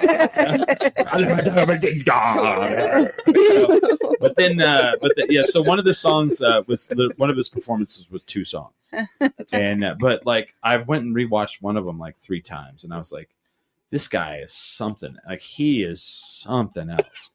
He's going to be a really Yeah. great cover artist. and I'm looking at the comments on YouTube, and Good like, job, so Timmy. I'm expecting like to go on there and be like, oh yeah, he could sing it. Nope. Everybody's like, boom, boom, boom. Great. How cool. He needs to tour as Dylan. And I'm like, Dylan is still alive. Okay, we know this, right? Yeah. But Maybe they could do a duet. Oh. I think Chalamet would probably be better. I don't know. I've seen Dylan 3 times, and it's a tough watch. I love him though so much. You ever see Jacob Dylan? You ever see the wallpapers? Or I've the seen him. I've seen him. Wallflowers? Wallpaper? The wallflowers. The wallflowers. Please don't listen. I've seen him twice. Cancel culture is ruining comedy. So please do not. I've seen him. Twice. Yeah. And one of them was at which blows my mind was at the brewery in Taos Mesa Brewing. Mm-hmm. And it's crazy because he was, it's Jacob Dylan, Yep. And Wallflowers, and they're like, he's going to be out at the amphitheater, and we get there and it's like fucking raining like a motherfucker, and they're like, we're just going to move him inside. Sure. We're going to take all of you people that were going to be in an amphitheater and pack you into this brewery. Amphitheater. And this is when people like first were like Albuquerque and in New Mexico, we were like, oh, we know brewery beer. People in West Texas, not so much. No. Yeah, I believe that. And there was literally like people that had 3 like beers and threw up. Yeah. Like, Well, it's also they're also Yeah. at altitude. yeah. Please Yeah. respect their 3 beer limit. And Jacob Dylan did 2 Warren Zevon covers, and it was fantastic. But only one headlight, which I think Yeah. is interesting. Very nice. And then the second time I saw him, he did 3 Tom Petty songs. Oh, And this is after, and I was like, oh, that's nice. he's so good. He's got a good voice for that, actually. Yeah. I think it'd be a really nice. Yeah. So very good. Very good. Yeah.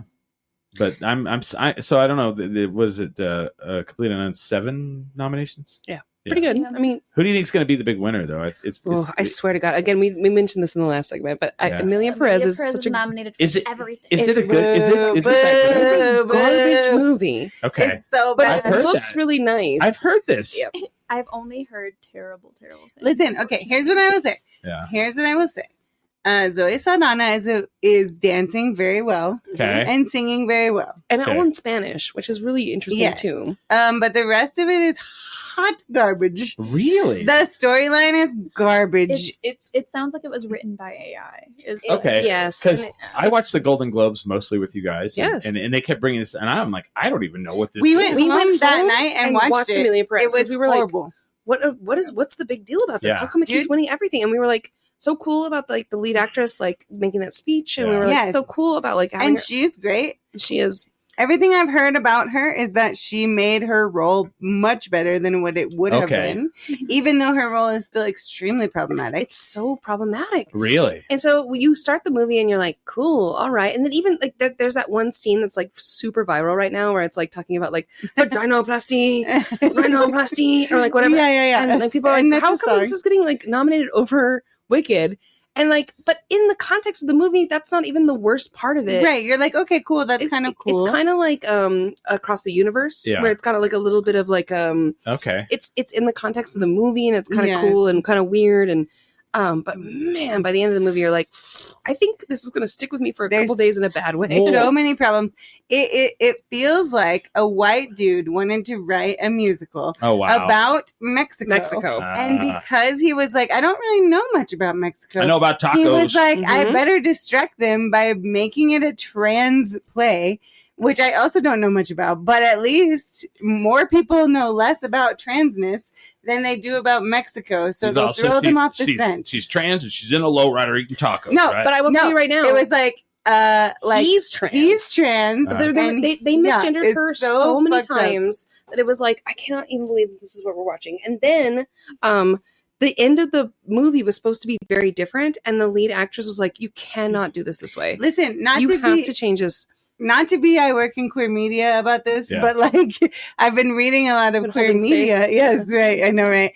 But I have been reading a lot of the queer media around this, and like literally every single queer media outlet is panning this movie. They're like, we don't want this to win the award No. for us. Well, yes, We because don't. it got 13 Oscar nominations, but 0 GLAAD Award nominations. And it also, Awful. same thing too, when it comes to like the representation of Mexican Americans Yes. and Right. Mexican people, Mexican actors and stuff. And it's like none of those, nobody wants to touch it except Nope. for some reason. Nobody The Hollywood. Golden wants Globes it. and the Oscars. Yeah. Well, Yes. Well, it was crazy because I'm watching the Golden Globes with you guys, and I was like, "Oh, why is like a complete unknown not on any of this?" Mhm. And you guys were like, "Oh, I think it didn't hit the deadline."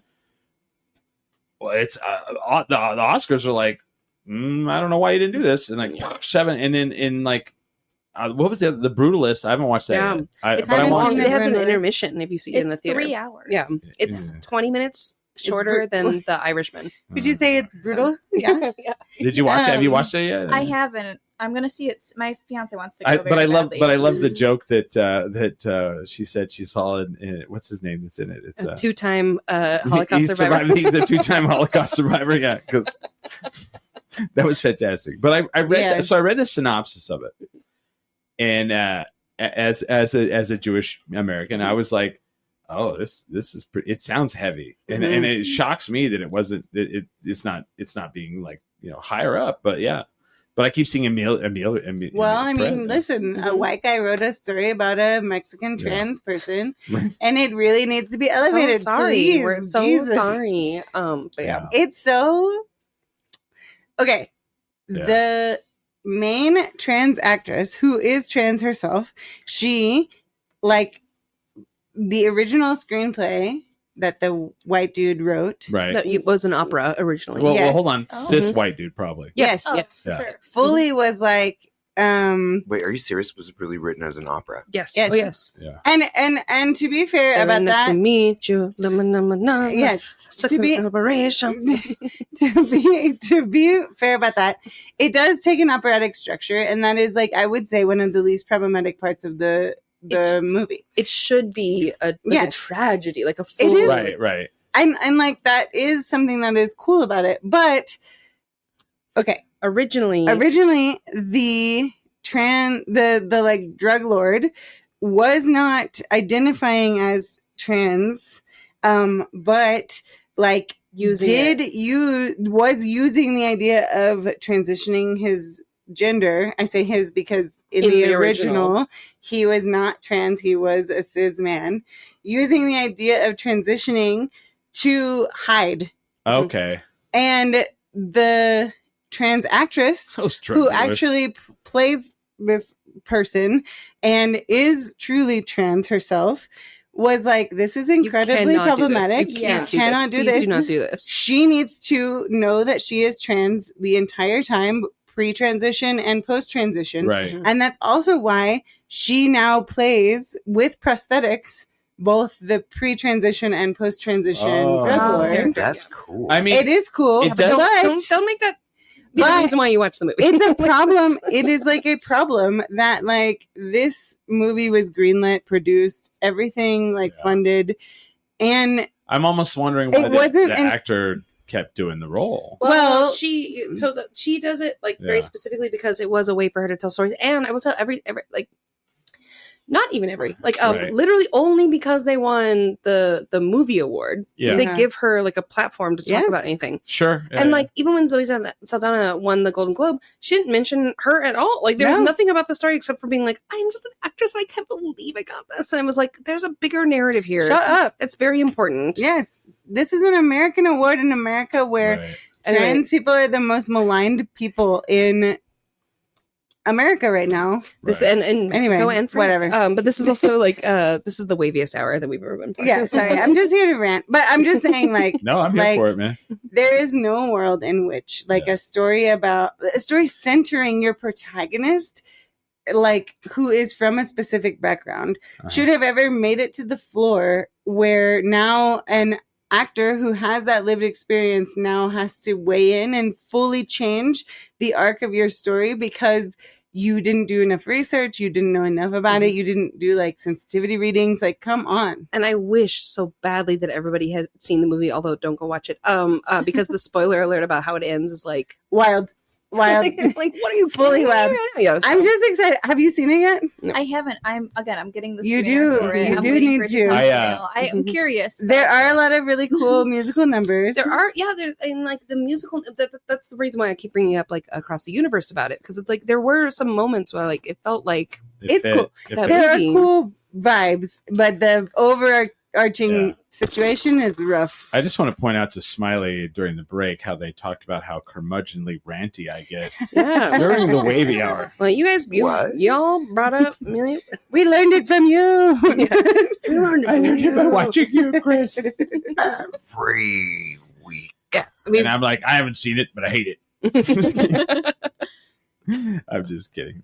I mean, I don't know if I want to watch it or not. I'm like, I feel like I just should. watch it with the right context. Like I would say, like Yeah. Yeah. And then I'm gonna be like, I'm a cis white man, and that was beautiful. That's fine too. I'm just kidding. It's fully We'll do like, another episode about this podcast. No, I'm kidding. it's yeah. fully like the first act. You're like, okay, Yeah. Okay. let's go. A little weird, but cool. Got And then this. afterward, it's just so Yeah. disappointing. And there's also like another one that like Sebastian Stan Oh, yeah. is in, and I had not heard of that one either. Like, He's in 2. So yeah, he's got he's in the Donald Trump. Well, no, he Yeah. was like at the Golden Globes. He was kind of mad that one was not. Mhm. The Donald Trump one was not nominated, but he's nominated for one where he plays a man that's like disfigured. Yeah. And then they like fix his like disfigurement, and then he becomes like a famous actor. Isn't it called like the Hmm. Ordinary Man? Is that right? I I don't. think it's Different called Man? Princess Diaries. Yes, It's yes. called the Princess Diaries, of course. It's called Johnny Handsome. No, but No, I know which one you're talking about. So- I wanted to see what that one. I'm a big Wikipedia reader. After we were there, I went and read the My literal favorite plot. version of the Twilight books is in the Hunger Wikipedia. Games. Wikipedia. You see the movie and you're like, this is not how I picture Oh, it. if you want an actual narrative that is drama filled and exciting, go to the Albuquerque Comic-Con Facebook page and read how they did not have a big enough room for the Twilight audience. That was so for real though. Oh. I ran that panel and I was nice. like, They were- hey. It was the tiny room, like the tiny room. Twilight? Yes, it was about. I think if that wall had been torn down here in the Yeah, studio, yeah, it was about this size. Why was It's- it- yeah. I don't know. We had 3 of the actors. They were all Cullens. It was perfect. It was Ashley Green and Cullen Lutz and people, the room was at capacity. They couldn't. Mhm. People were Of outside, course. couldn't get in. Yeah, and then, so my job as a moderator was just to keep like repeating everything back to the people who are outside. being like, she's got a megaphone. She's out Mhm. there. Out. She's I like, wish I would have brought this is what one. the actor said. Mhm. We have one. We would have Yes. brought it. Yeah. Yeah. And so, but it was wild. And sometimes there would be questions asked, like somebody asked, like, "Are you Team Jacob or Team Edward?" And they were literally all Cullens. And I was like, "What do you think? What do you Yeah. think that they are?" And then everybody who was outside of the room was like, "No!" Like screaming on the glass, Hitting the glass.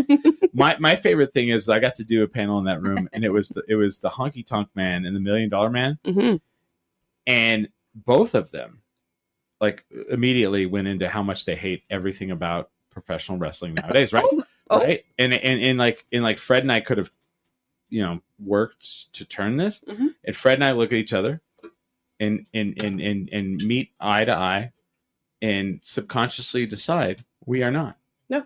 And then instead we are going to go the other direction and pour the salt Mhm. into the gaping wound that is these two men's hatred for what their sport has become, which is hilarious because one of them this week, because that was last weekend, Mhm. was asked and paid and got to come on Saturday night's main event for WWE and walk in and be like, "Oh, so great to be here. I love it." And I'm like, it's so hilarious how last weekend you were like, "I hate it. I have no passion for this.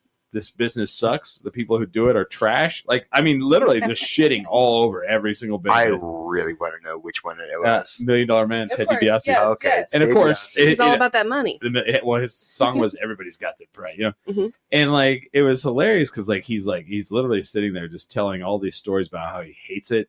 He does not watch it, and then I guess I need to watch the footage of him from the because I guess he was like, "Yeah, I like this wrestler, and they're so good." And I'm like, "What in the fuck, dude? You were just in front of hundreds of people telling them how awful it is."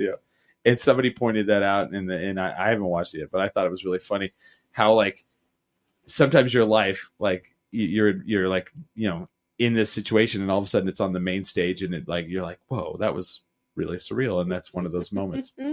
So yeah, but it's great. It's great. So yeah, let's wrap this up. We have another meeting we got to get to. Do you really got another meeting? Yes. Yeah. We do. Those are all about meetings, man. Yeah, we love to. We we're love to we're a meet. bit over. Mm, Our studio dog's not here barking at us. I know We're she napping. usually gets happy. mad. Stealing your dog. How weird is this, right?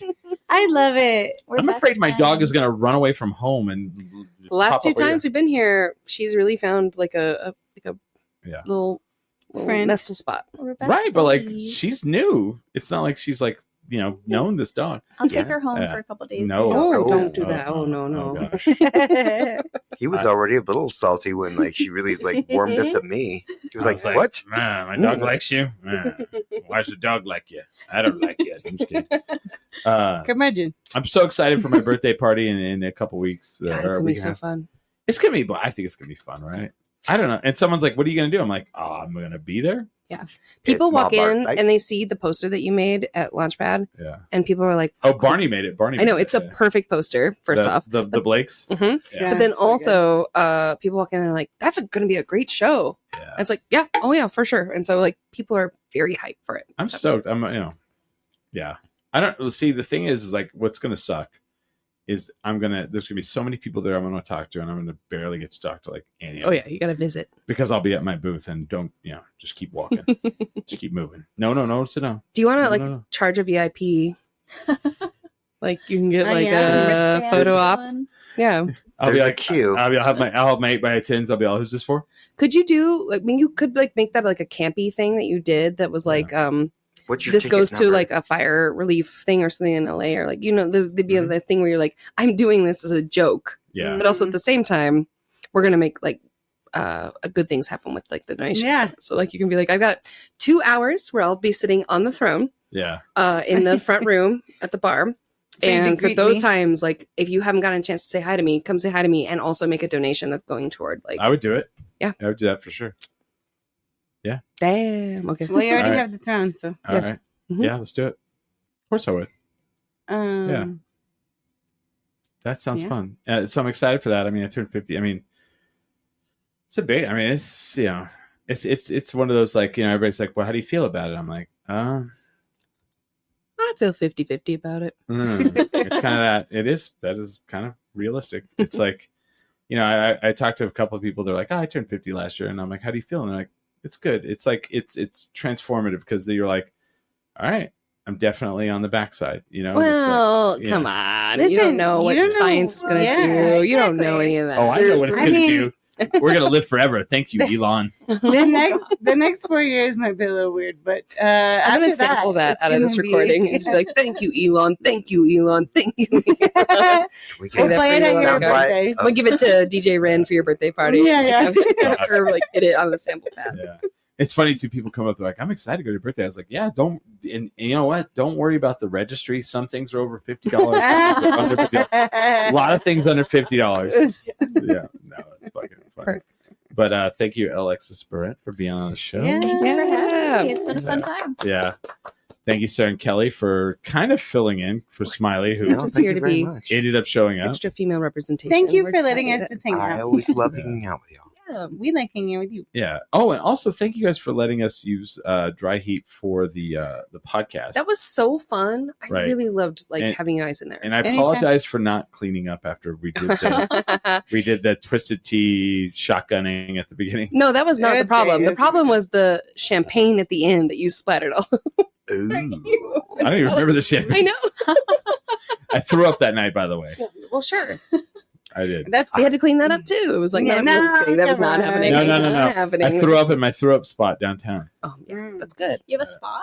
Of course. Nice. Well, I've thrown up there twice, so yeah, I guess so. So now it's like it's got like that Mhm. special Tradition. meaning. Well, the Mhm. first time was nothing to do with alcohol. I went to one of those seafood boil places, and Ooh. No. You just ate too much. You need, to tell, no, you need to say which one it No. was because Albuquerque Foodies like only talks about the I seafood wouldn't place. eat seafood in New Mexico. Oh, it's actually Yeah. pretty okay. Yeah. We do Yeah. okay as long as you go on the right days. Like we have some of the best sushi I think in the country. Yeah. Like we really, do you really think that? I really don't know. genuinely think that. Where I really, does it come from? How is it fresh? it's flown in. Yeah. Like the right places have like it. What like, sushi brought place to are you going to? it depends. Like it depends on the night. Yeah. Like so, I go to Sushi Hana, which is I love fine. Sushi Hana. Yeah. I don't eat seafood, so I don't know why I'm in this Oh, conversation. Oh well, yeah.